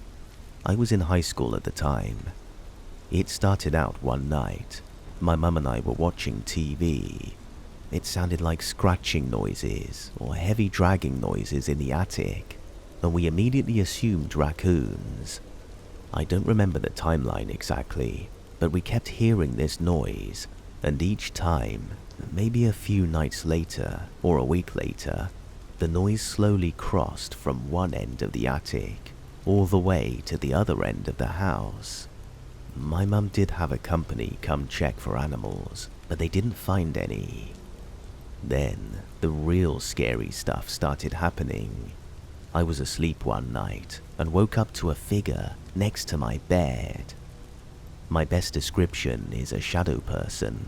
I slowly grabbed my blanket and covered myself up, with just a peephole to watch it. It was entirely black, even darker than the dark room around it, and it looked like the darkness was slowly steaming off of it. I was both amazed and terrified. I watched it for what felt like hours, until it slowly backed out of my room. I was afraid to leave my bed. Eventually, I fell asleep. The next morning at breakfast, my mum said she saw someone standing at the foot of her bed, and then I told her what I had seen. There was a heaviness in the house after that. Other times, I remember waking up at night and hearing voices and whispering. Sometimes I could hear music playing, like it was an old theater or something. When I peeked outside my room, the noises would cease. One night, the dresser drawer at the foot of my bed slammed open and shut. Another night, my mum started screaming in the middle of the night, and I grabbed my baseball bat and ran into her room. Just outside of her bedroom door was a chair, and I swear I saw this shadow figure sitting in it as I ran into her room. She told me someone had laid down on her bed next to her. As the events or encounters progressively got more frightening, we were afraid to stay in the house at night. I would sleep with all the lights on, if I could sleep at all. We started spending the night in a hotel. Even in the daytime, you would hear things like someone calling your name. I can't remember how long the haunting lasted. I'm guessing at least 3 to 4 months had passed, and my mother was tired of being afraid in her own house, so she had the house blessed. Sometime in the next few days, my mum was heating up a cup of water for tea in the microwave, and it exploded inside the microwave. I asked her how long she had put it in for. Then boom, these loud scratching sounds ran down the walls around us. A dark mist filled the house, the voices and whispers all around us. My mother and I grabbed each other's arms in horror. All these sounds were happening simultaneously. And then this deep, unnatural voice began taking over all the other noise. And if it was some sort of language, I've never heard anything like it, not even to this day. As my mother and I stood there, we looked down the hall towards the voice. Something was there, like in a horror movie. It was quadrupedal, made of the darkness, like drawing with a Sharpie in the air. It had what looked like several rows of spikes down its back. They were not large, but they were visible enough for me to remember. And then my mother started to pray, and so did I. The creature slowly backed down the hall and into a bedroom, and slowly, all the noises and voices faded away in a mist or haze, and seemed to follow it down the hallway until everything returned to normal. Never saw or experienced anything again in that house. If anyone was curious, yes, when friends came over, they would have experiences as well. I've had other experiences since, but nothing like back then.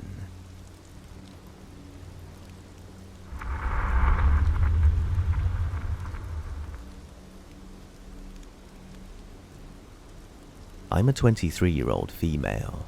I now have 2 kids, but at the time of this story, I only had one, a 2-year-old boy. We lived in a small 2-bedroom house. It was my son and me, my fiancé, and our 2 cats.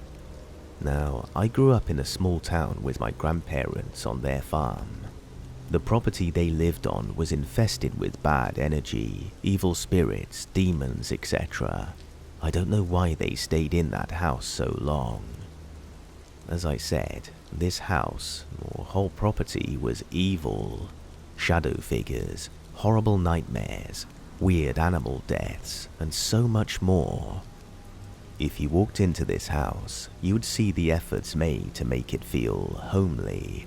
The floor-to-ceiling windows that let in great amounts of natural light, the perfectly worn-in couches, and the happy family pictures hung on the walls. But if you'd stayed long enough, you'd realize why most of the family dreaded even a day trip there. I, about 7 at the time, had a bedroom tucked in the very end of the hall. I'm sure most of you had gotten up to get a drink in the middle of the night, right? Simple. You just sneak out of your room and tiptoe to your kitchen, trying not to wake up Mum and Dad. For me, it was much different. First, I needed to muster up the courage to pull my covers off of my head. Then, I would look down at the floor and run through the hallway till I reached the opening to the living room. I looked down when I ran to be sure I never glanced accidentally into the bathroom. See, the bathroom was at the opposite end of the hallway, and the door was almost always left open. Inside the open door, the mirror on the vanity would show me everything behind me as I came through the hallway. After I saw an apparition of a woman behind me once, smiling with the most eerie smile you could imagine. That is the only way I would ever walk down that hallway ever again. After the hallway came the living room. I'd walk quickly through to the kitchen. The kitchen had a big center island that you would walk around to get to the fridge and the sink. The fridge had a water and ice dispenser on it, which had a light that turned on when you pressed your cup against the trigger that made it dispense. To my right was the sink, and in front of it, in the dark, sat what looked to be a black garbage bag. I grabbed my cup out of the cupboard next to me, and right as I lifted it to the water dispenser, I hear faint sobbing sounds. I tried to brush it off and started to fill my water cup. As soon as the light comes on, it illuminates the room. I look over to the sink, and the bag I had seen was now gone. I remember jerking my hand away from the fridge unintentionally out of fear. As I did, the light went off and the bag was back, except more defined now. Now I could tell it was a dark shadow curled up in the upright fetal position. I heard the sobbing again and immediately ran back to my room. I remember that night having a dream about a woman who lost her baby. The baby got sick and passed away in its sleep, and the woman shortly after hung herself in the old shed at the far end of the property. I have no way to confirm this, but I believe the shadow I saw was her, and the dream I had was her way of telling me her story. From then on out, I'd see this sad shadow woman every night I'd get up, in the same spot every time. I'd also hear her sobbing.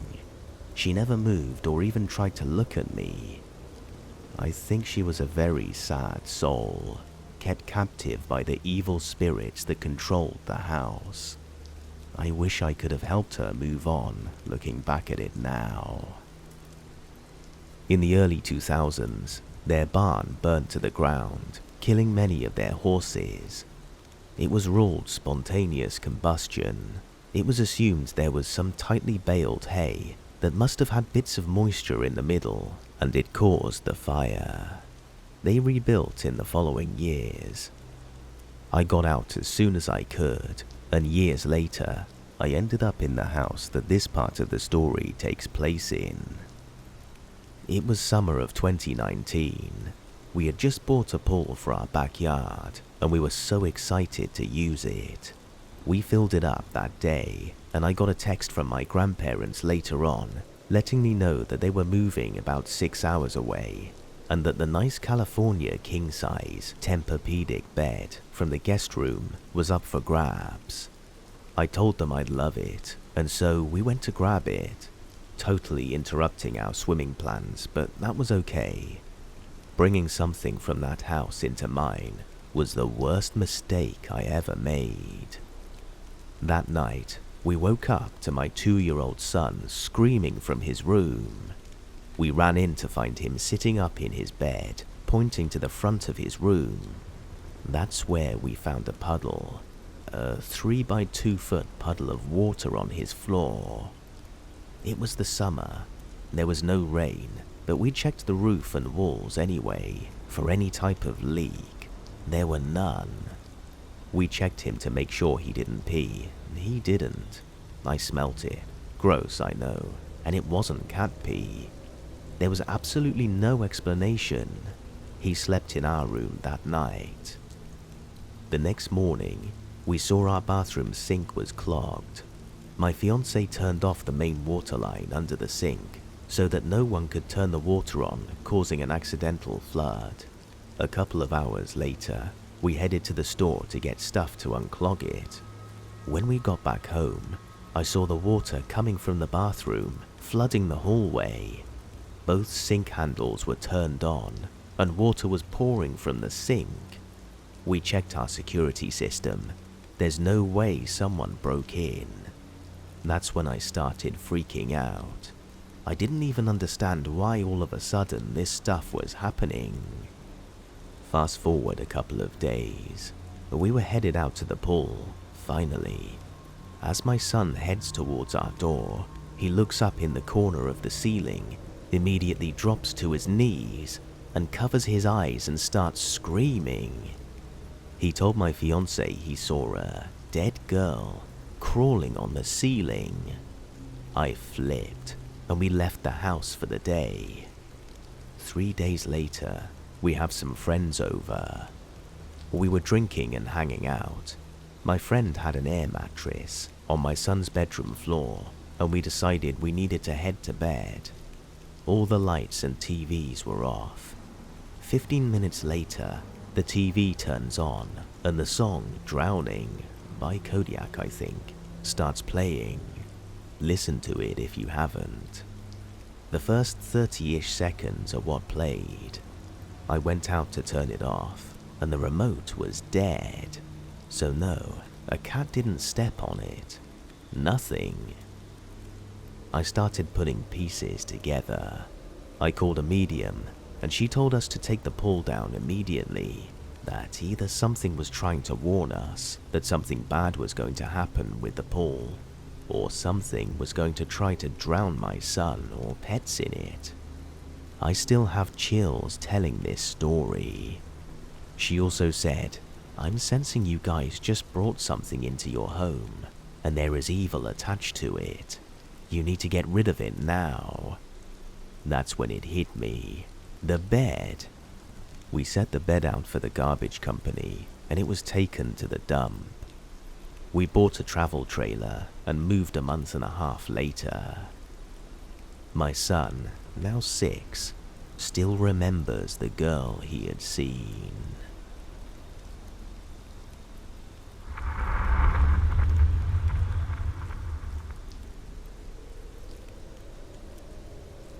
Well, this evening, I had an experience with an entity that's followed my wife and me through several moves, and we've come to terms with knowing that it's attached to either of us or something we own, and that it's going to keep following us unless we do something to get rid of it.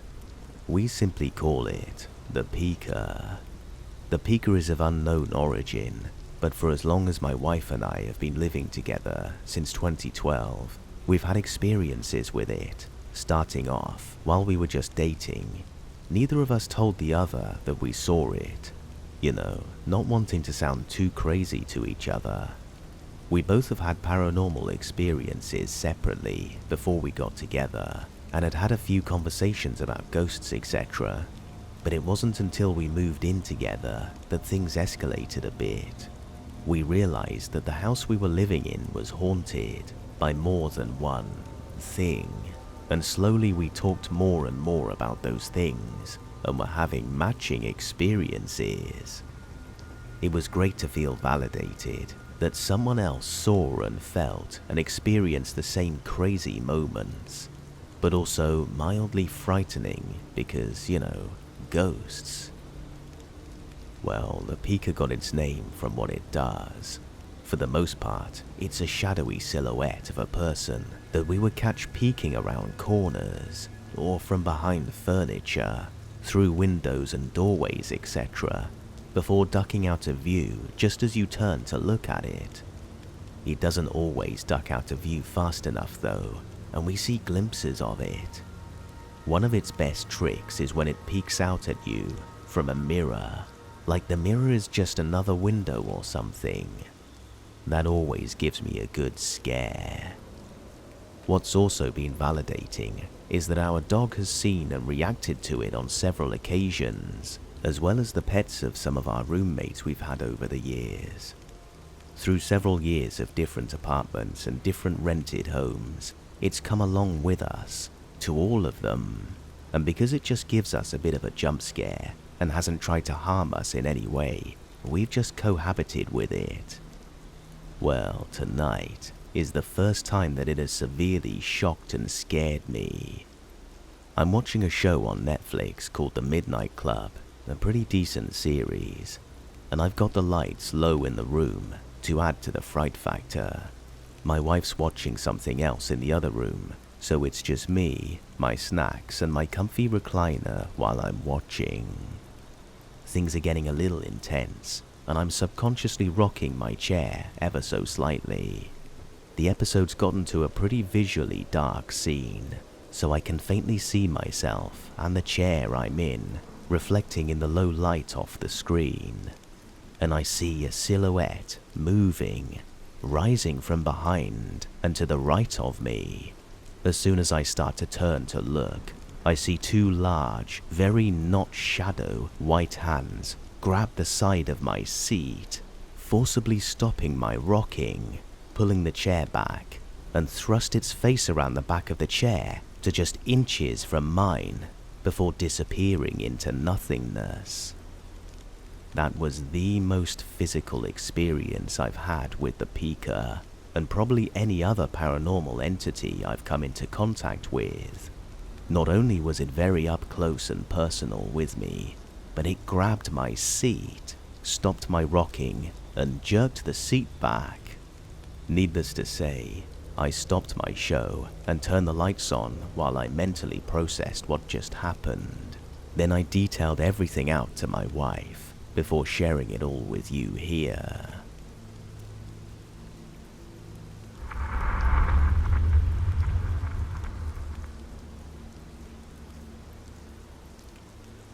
This happened around 1999, and I feel like it's time to share it. I had been dating my ex-wife a while, and we lived in a basement of a small apartment that her work owned. She had left to take care of her cousin's home while I stayed with her son.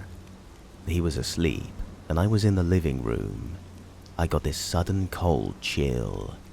I heard from the bedroom a voice that said, "Come here." Now I thought, okay, maybe it's from outside, or even upstairs from another person. Creepy, but whatever, right? Then I heard a woman's voice say my name and ask me to come here. She says it's okay, that she won't hurt me. Scared the crap out of me. I go on the porch and leave the door open so I can hear her son if he wakes up. Yes, I left him in bed while I was hearing voices coming from the bedroom. Not my finest moment, I know. When my girlfriend came back, I told her what happened, and she told me she had heard voices before, and it was fine. The next one, we were all asleep, and her son woke up crying. I started to get up to get him a bottle, when I saw her by his crib, and she says to not worry about it. She's got it, and to go back to sleep. I crawl back in bed and cuddle back with her and fall asleep, not realizing that she was in two places at once. The next day, it clicked, and I asked her did she get up and get her son a bottle. She said no, and that's when I figured out that she was still in bed when I got up. Last one was 2 months before we got married. Same building, but this time her youngest sister stayed the night. The next day, she went to church and left the two of us there alone. She was 12 and I was 22. We were talking about ghosts and stuff, and she was telling me stories that she had experienced. My girlfriend later admitted that the stories were all true. But back to that day. As I was shaving, she was sitting on the bed talking about a ghost when she looked at me and screamed. I turned around and she said there was someone that was right behind me. Of course, I didn't see it, but I believed her, as I could see her from the mirror and I saw the terror on her face. When we both went back to the bedroom, my girlfriend's CD collection had been moved. One in particular was pushed out like it wanted to be seen. It was the single of The Invisible Man by 98 Degrees. We moved a few months later when we got married. She seemed fine with what went on, but I didn't like to stay there alone.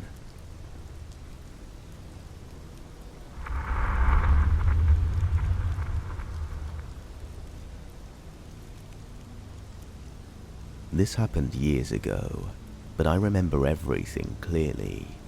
And every time I think or talk about it, the feelings come back. When I was 8, my mum and stepdad moved us to a country home. I have 2 younger siblings as well, so there were 5 of us who lived there. This house was always a little creepy, but it held so much more than just a creepy feeling. I've been able to see things from a very young age. I don't talk much about it, because honestly, you always get mixed feelings, so I avoid it. Anyway, when we first moved in, I kept seeing a little boy. He was always in my little brother's bedroom or the kitchen, and he cried all of the time. I was 8, so I didn't really know why, but I always tried to ask what was wrong, and he didn't talk back. I kept telling my mum that a little boy in the kitchen kept waking me up at night, but she never believed me. For a few years it was just a little boy, but that all changed very, very quickly. Right before my mum and stepdad divorced, they fought all of the time. The environment in the house definitely felt hostile, and then he moved out and things went downhill fast. At first, it was just a few extras I'd seen at night, usually roaming our L-shaped hallway. Then, weird things started happening. I've never been a great sleeper, so I'd always be awake at night. I'd watch my door open and close by itself. I'd hear banging all throughout the hallway. Or when I had to go and do laundry in the back room that also housed the entrance to the basement, I'd instantly get a heavy feeling. I went down one time. I got to the second step up from the bottom and took a look around. I saw people chained to the walls, staring at me. I ran so fast, I cried and tried to tell my mum, but she told me I was lying. I wasn't. She started believing me after she had her scary encounter, but I'm not sure if I'm allowed to share that here. Anyway, things kept progressing. We couldn't keep a light bulb in the light in the dining room because as soon as we'd change it, the bulb would literally explode, leaving shards of glass all over the floor.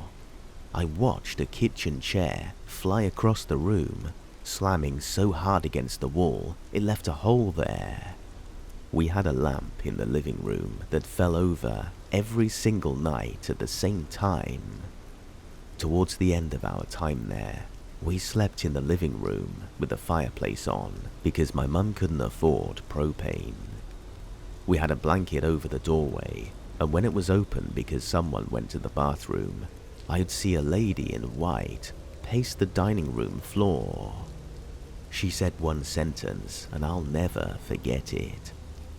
"He's coming." She repeated it until she disappeared. My theory is that she was giving us a warning about the demon that paid us a visit every night. He was evil. He was definitely set on making us leave or hurting us. He made his presence well known. Tormenting us was his favorite. We always went down the long hallways in pairs after things started getting bad. The one time I didn't take someone, I ended up with scratch marks.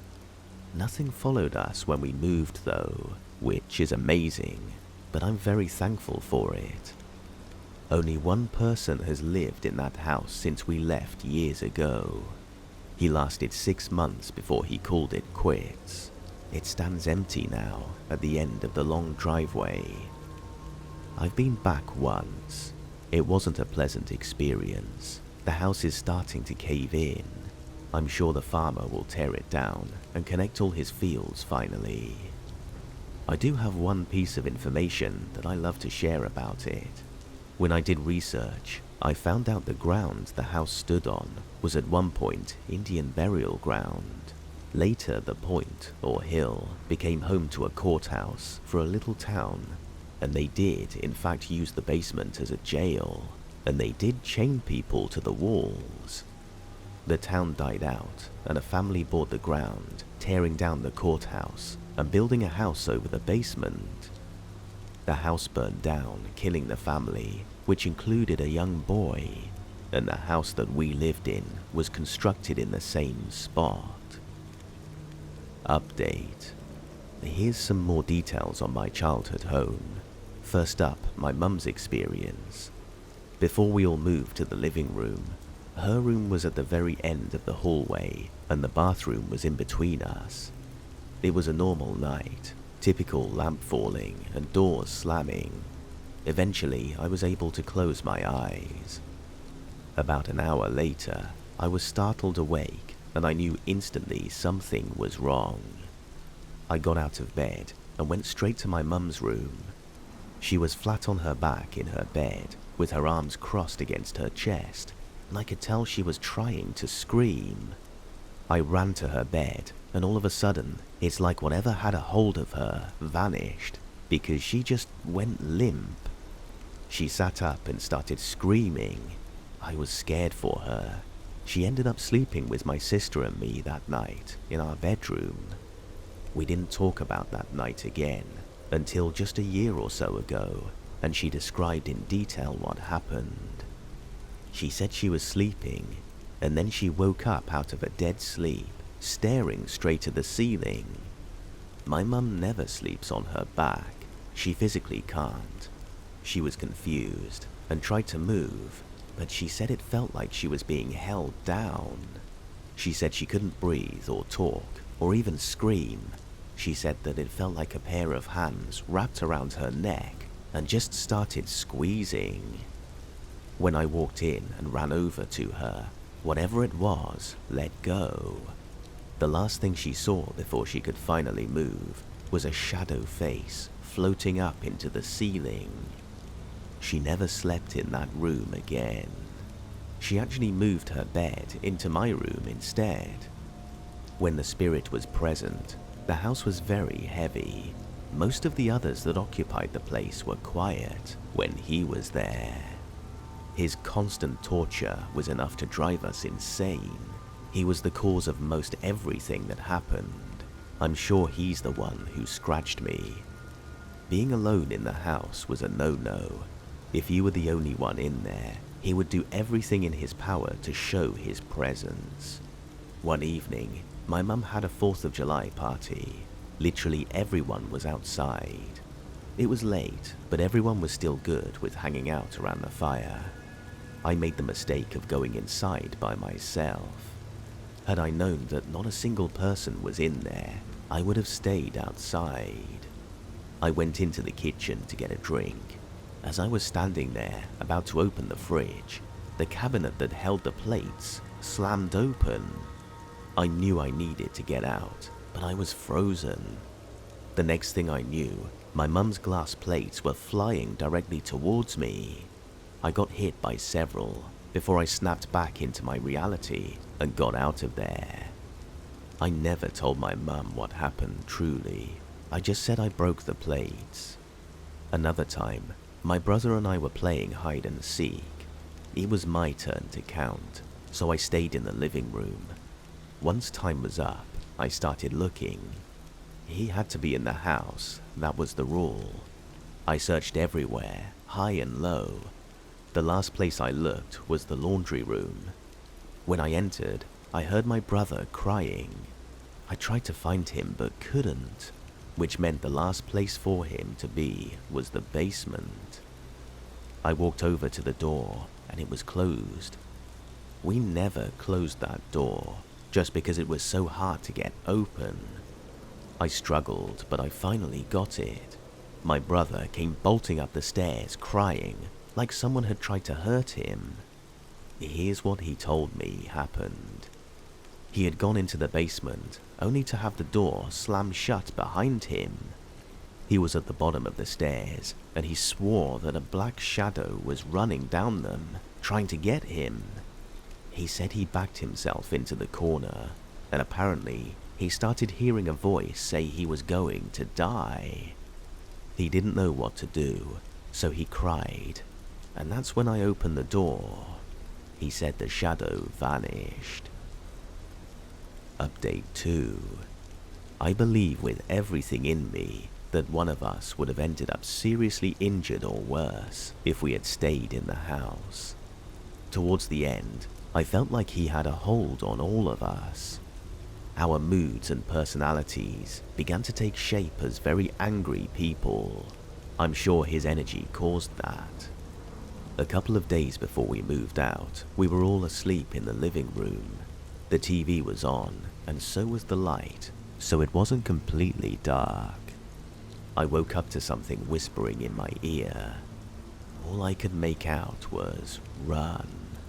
Then suddenly, there was a loud crashing sound, like glass had been broken. It was so loud, everyone else sat straight up out of their beds. We were all trying to figure out what had happened. Eventually, we all decided we needed to go walk to the bathroom.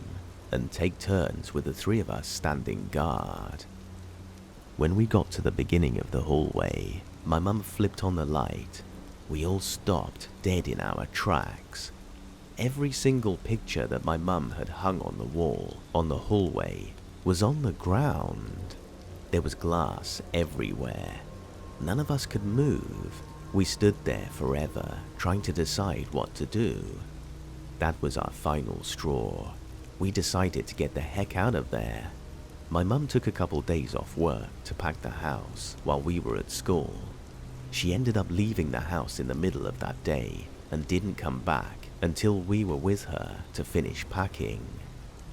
She was sitting on the living room floor, packing all the DVDs into a box. All of a sudden, her phone started playing the scary "I see you" sound. She immediately got up because she knew that someone was calling her. When she picked up the phone and said hello, the only response she got was heavy breathing. She quickly hung up and tried to pack some more, but it kept happening.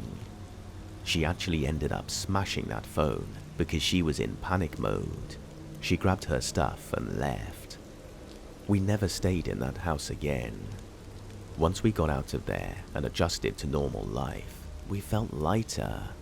It literally felt like a weight was lifted off of our shoulders. The next thing I say scared me so bad I had nightmares for weeks. Our family had been helping us get our stuff out. Once the last load was out, the electricity was shut off. My uncle decided he wanted the air conditioner, so he went out to get it, and he said he pulled around back to the laundry room door. When he got there, he said the laundry room door was open. He walked slowly towards it.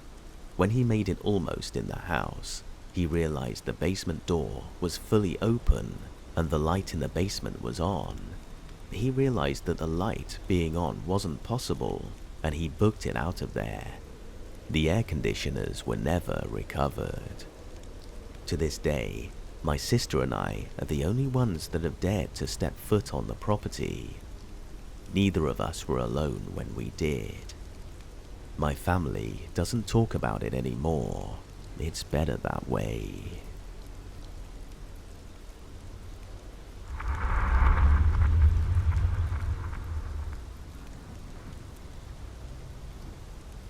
I can't really say that I believe in ghosts or the paranormal, but I had this experience a while back that I just can't understand.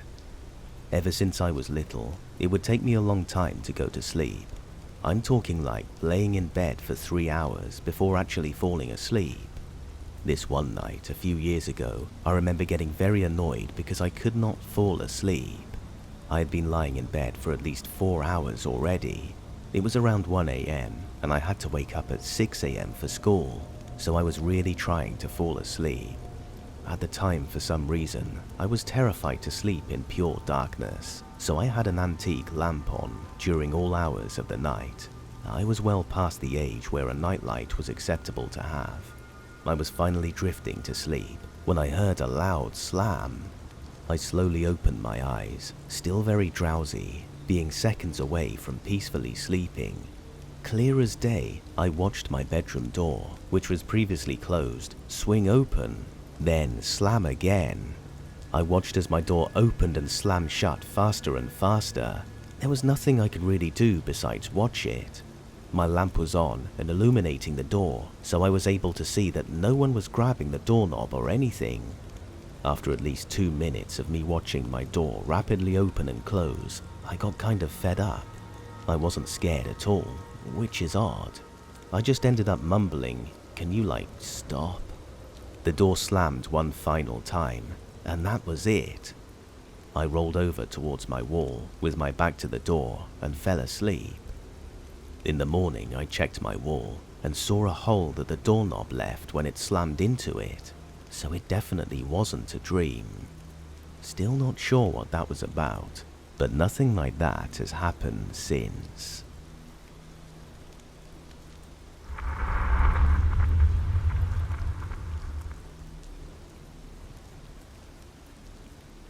For some background information, my family is from North Carolina. My grandfather was born and raised in rural western North Carolina, and my grandmother was from the Middle Eastern end of the state. She is a Native American with her family living in the same area as far back as the 1890s. Being a Christian didn't stop her trust in the beliefs of her people. She was born with a veil over her eyes, which is basically where part of the amniotic sac detached at some point and attached to the baby. Within her family, this was taken as a sign of a child being sensitive to paranormal activities, and growing up, it proved true for her. Fast forward to my birth, and I was born the same way.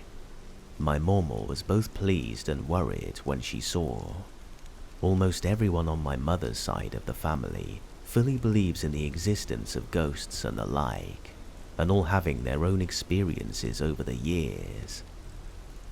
My very first experience came at around 7. I remember sitting in my mama's living room watching television with her, and suddenly smelled something burning. I panicked, thinking the gas stove was left on, having just roasted myself a marshmallow on it, and that it caught something on fire. Before I could say anything to my mama, she looked over at the door and said, "Come on in, Ellen." I'm not using real names for obvious reasons. I was obviously confused, and I asked her what she meant.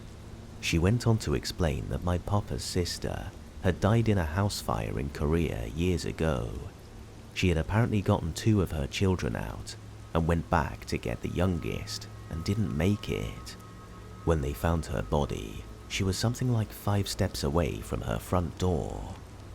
My mama explained that it wasn't long after that they began smelling burning rags in the house. It typically lasted just a few seconds and disappears again. My mama believes she just comes to check in. I smelt the same smell many times over the years growing up in her home, and would look and look for the source of the smell and never found one. In the years since I've moved into my own apartments and homes, I've smelt the same smell. It lasts for just a few seconds and then disappears. I spent most of my childhood in the eastern part of the state with my grandparents, but as my mum and her siblings grew up in WNC, most still lived there, and all of my papa's side of the family was there, so trips to WNC were frequent. In the fall, my mama would go up and pick apples by the trailer full and take them back and sell them. My second encounter occurred when I was in middle school. It was fall, and I remember because as I bolted back out of the house and tried to get my mama, I tripped over the trailer holding her apples and ended up eating dirt. Then I had to hobble around with a busted shin for a few days. Anyways, I went inside the house to get my mama's drink for her, and as I walked past the hallway that led to the bedrooms, I noticed something out of the corner of my eye. When I looked, I was frozen for a minute. At the end of the hallway next to my grandparents' bedroom door was a woman I had never seen before. I remember she had long, loose dark hair and wore a blue pantsuit. Think of a really old woman going to church. She looked at me and smiled slightly. As she turned her body to fully face me, my legs remembered they could move, and I took off.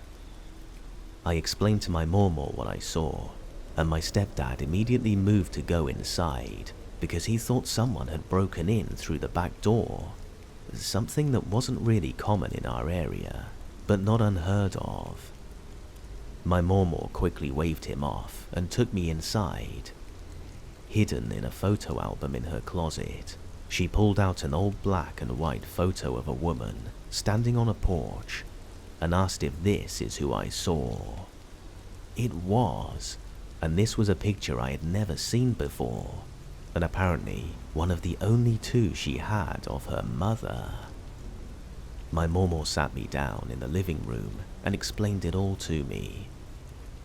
The outfit I saw her in was the one she was buried in, and while she normally kept her hair up in a tight knot in order to keep it out of her face while she picked cotton, or cooked, or just whatever she was doing, they decided to leave it down for her funeral. This was all shocking to me. My Mormor didn't talk much about her mum, as she died when my Mormor was very young, resulting in her dropping out of school to take care of her younger brothers and sisters, and then eventually all of her half-brothers and sisters. My Mormor is the oldest of 18 children. The final encounter I'll write about is one directly related to the other two. About 3.5 to 4 months after I saw the woman in the hallway, I got sick. Not just a little sick, but pretty bad off. This was in the 90s still, and while my Mormor believes in doctors, she also believes in the medicine of nature. It's not something I'd ever use for my children now, but I also know that it works, so if there's ever a zombie apocalypse, I've at least got some medicine. I was given the medicine and wrapped in blankets. My fever peaked at around 103, and I spent most of the day huddling in my Mormor's lap until my mum decided that I needed to just go to bed and give my Mormor some space in case I passed the illness to her. My Mormor reluctantly agreed and carried me to bed. I'm not sure how long after I went to bed that this happened. I had fallen asleep at some point, but I woke up and it was pitch black in my room. I suddenly smelled burning rags, and then felt the blankets being taken off of me. The cool air felt great against my skin, and then whoever it was started humming. It was a song that my Mormor often hummed to me when I was small, or in this case, sick. They started rubbing my back and continued to hum. I mumbled and asked my Mormor to bring me some water, and the answer I got back was, "She's coming, baby." I turned to look, and sitting on my bed was not one person but two. My Mormor's mum, and the other woman I recognized as my papa's sister, whose picture my Mormor had pointed out on the wall after she told me the story of her death. I want to say I wasn't scared, but that absolutely wouldn't be true.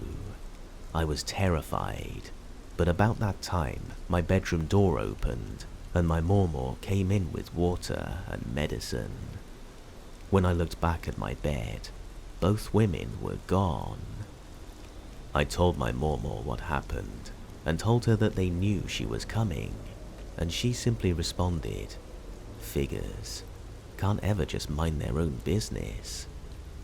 Later, I found out that all of my Mormor's children had similar experiences as children when they're sick. And even now, as an adult, if I'm really sick or something of that nature, she comes to visit and hums the song while rubbing my back. I know these aren't really scary, and I definitely have my fair share of terrifying experiences with the supernatural, but I figured it would be nice for some people to see that they don't always mean you harm. And it's funny because even as I was writing this out, Ellen came in and passed through the house, causing my 7-year-old to run into the living room screaming about something, somewhere being on fire.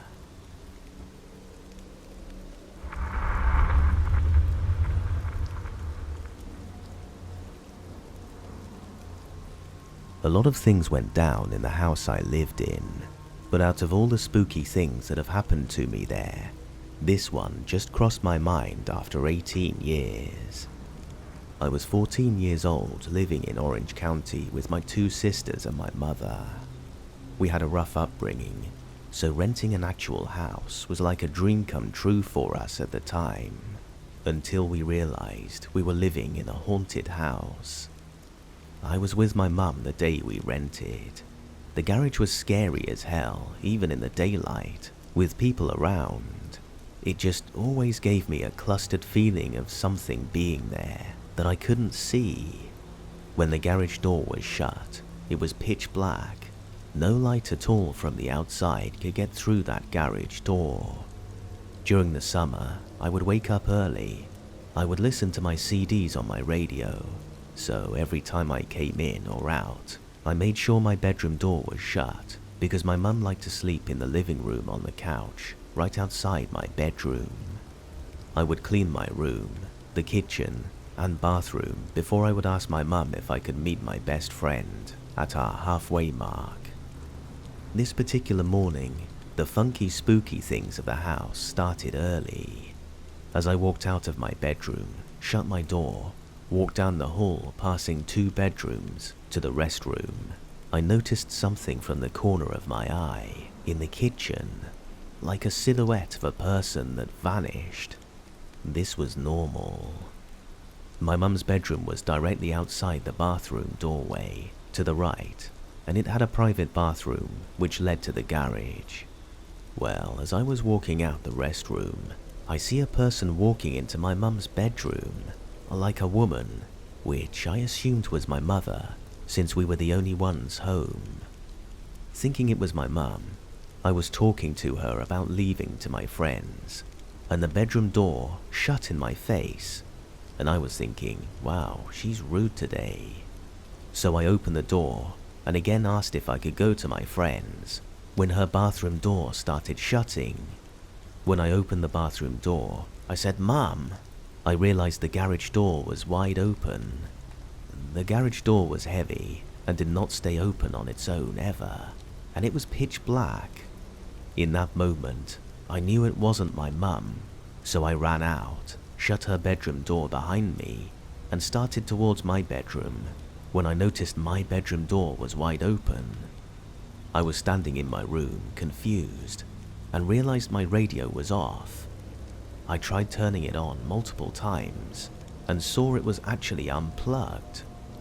I went to the living room to wake my mum up and ask if she went into my room to unplug my radio.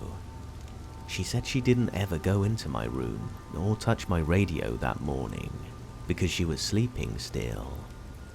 I don't even know why I had to ask if she went into the garage through her bedroom for clarification, but needless to say, it wasn't her either. She asked me to please not leave her there alone, but I did, and I still feel bad. Anyway, that night, I didn't want to come back home. I know whatever it was this time, it wanted me in the garage alone.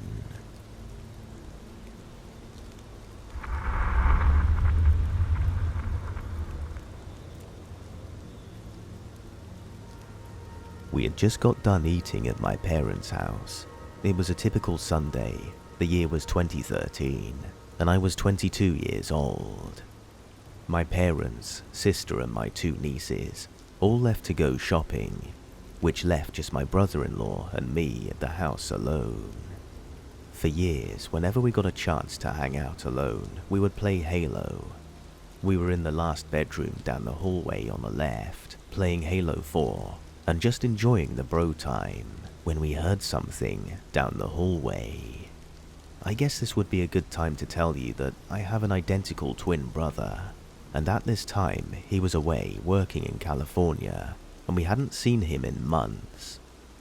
The noise coming from the end of the hallway sounded like a low beating, but quickly turned into what sounded like footsteps.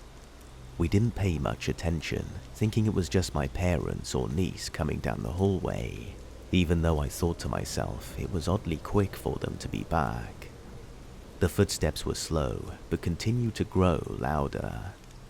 I paused the game, and my brother-in-law looked at me confused as to why I stopped it. I quickly held up my finger as to shush him, and pointed to the door. We sat there, looking at the door as the footsteps got closer and closer, until they reached the outside of the door of the room we were in. And then they stopped. I was not scared or shaken by this, since my nieces were young and my dad likes trying to scare us. I still just thought that it was weird. We sit quietly for about 30 seconds, and all of a sudden, there were 3 beats against the door. It wasn't extremely loud, but it had an irregular beat to it, and it made us both jump a bit. I thought it was weird that they knocked instead of just walking in, like they normally do. Still optimistic as ever, and still thinking they were trying to scare us, I jump up smiling, thinking, yeah, they got us, as I walked to the door to let them in. But right before I got to the door, a voice said from behind the door, just loud enough for us to hear it, "Hey guys." I was talking back because the voice sounded exactly like my twin brother's voice. I stood frozen, only turning my head to look back at my brother-in-law, who was looking back at me with his jaw on the ground and the same look of shock on his face. He jumps up and runs to get behind me. I grab the door and quickly open it, excited to see my twin brother, who has decided to come home and surprise us. The door swung open, and we are hit in the face with a cool breeze and an empty doorway. We looked down the hall, back towards the kitchen. Empty. We call out his name. "Is that you?" No response. We scream out for my mum, my dad, my sister and 2 nieces, thinking maybe it was some sick joke, but nothing comes back.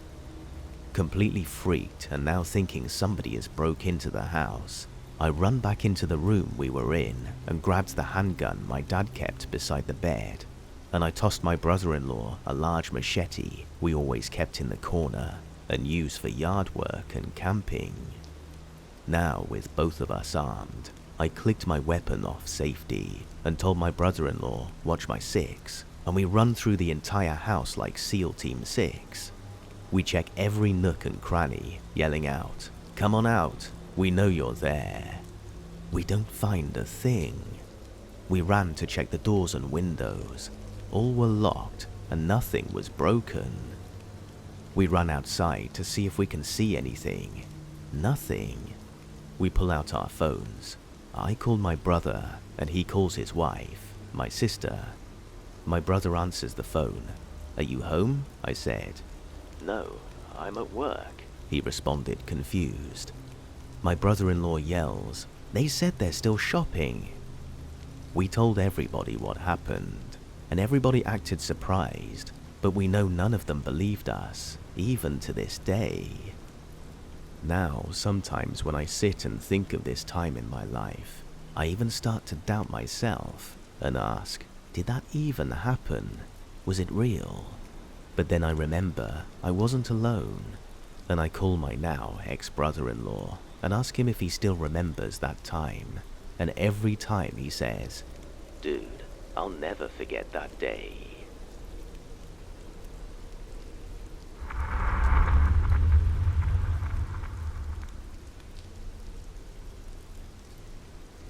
I'm a female and share a room with my older brother, and we've both been experiencing some pretty paranormal things in our room. A little background to us. I love horror and anything scary. I own multiple horror movies, a Chucky doll, and even a Ouija board. My brother, on the other hand, doesn't enjoy horror as much as I do, but he does like it. However, he doesn't like my Chucky doll or my Ouija board, and doesn't want to be around them at all. This took place around a couple of months ago, and it didn't really bother me until my brother mentioned something to me recently. Before I continue on to the actual story, I have to explain. I have a weirdly shaped doorway, so I don't have a door yet. Instead of a door, there's a very thin curtain there, so if my room light is off, and I was in my room, and the hallway light was on, and someone just so happens to be on the other side of the curtain, then I would be able to see the figure of them. Now, on to the actual story. At around 2:30 a.m. I was in bed, scrolling through Twitter, reading posts and stuff. when I got the eerie feeling that someone was watching me. So I look up from my phone to my doorway, and I see someone standing there, which is immediately creepy because it's dead silent in my house at the time, and my hallway floors make a lot of noise when you walk down them, so I would have been able to hear if someone was approaching my room. At first I think it was my mum, because sometimes she gets up in the night during that time to go to the bathroom, and usually when she does, she checks on us. But this person had curly hair though, and it couldn't have been anyone in my family that was in the house, because none of us have curly hair, and no one in my family is that height aside from my mum. I stared at the figure for a long time, and they just stood there for about 10 minutes, doing nothing but staring. What was creepy about it was that it was likely they could see me through the curtain, even though I couldn't see them. After a while, they ended up turning round and walking right into the bedroom that's right next to my doorway. Now let me explain myself. Yes, I could have just gotten up to see who it was when that whole thing was going on, or seen if it was my imagination, but hell no, that's a death wish. Eventually I did end up getting up and going into the bathroom to look though, because no one came back out after a couple of minutes. When I went and checked, no one was there. Nothing was moved and everything looked normal, so I ended up just going back to my room and staying up until the sun was out, and then I fell asleep. The next day, I did end up telling my parents about it, which my mum said she wasn't up at that time and kind of shrugged it off as a crazy coincidence or my mind playing tricks on me. However, my dad was immediately interested because he said the spare room that is locked and securely nailed shut was suddenly open the next day after what I had experienced. Other than telling my parents and my girlfriend, I told no one else. A couple of months after this happened though, my brother randomly asked me if I'd had any weird occurrences where I'd seen a figure or heard people call out to me, which I have experienced both before. So of course I told him yes, and then he told me he had heard someone calling out his name when he was home alone one day, and had also said that he had been walking out of the bathroom at one point, and the door had aggressively slammed from behind him. He even said he had been having strange nightmares about a figure that he couldn't really see, but he said he could tell it had curly hair, which freaked me the hell out because I hadn't told anyone that the figure had curly hair. Personally, I don't really know what to think of this. There's really no logical explanation for this that I can think of, especially the experiences my brother had. I do believe in ghosts, and I do believe that what it was a paranormal experience,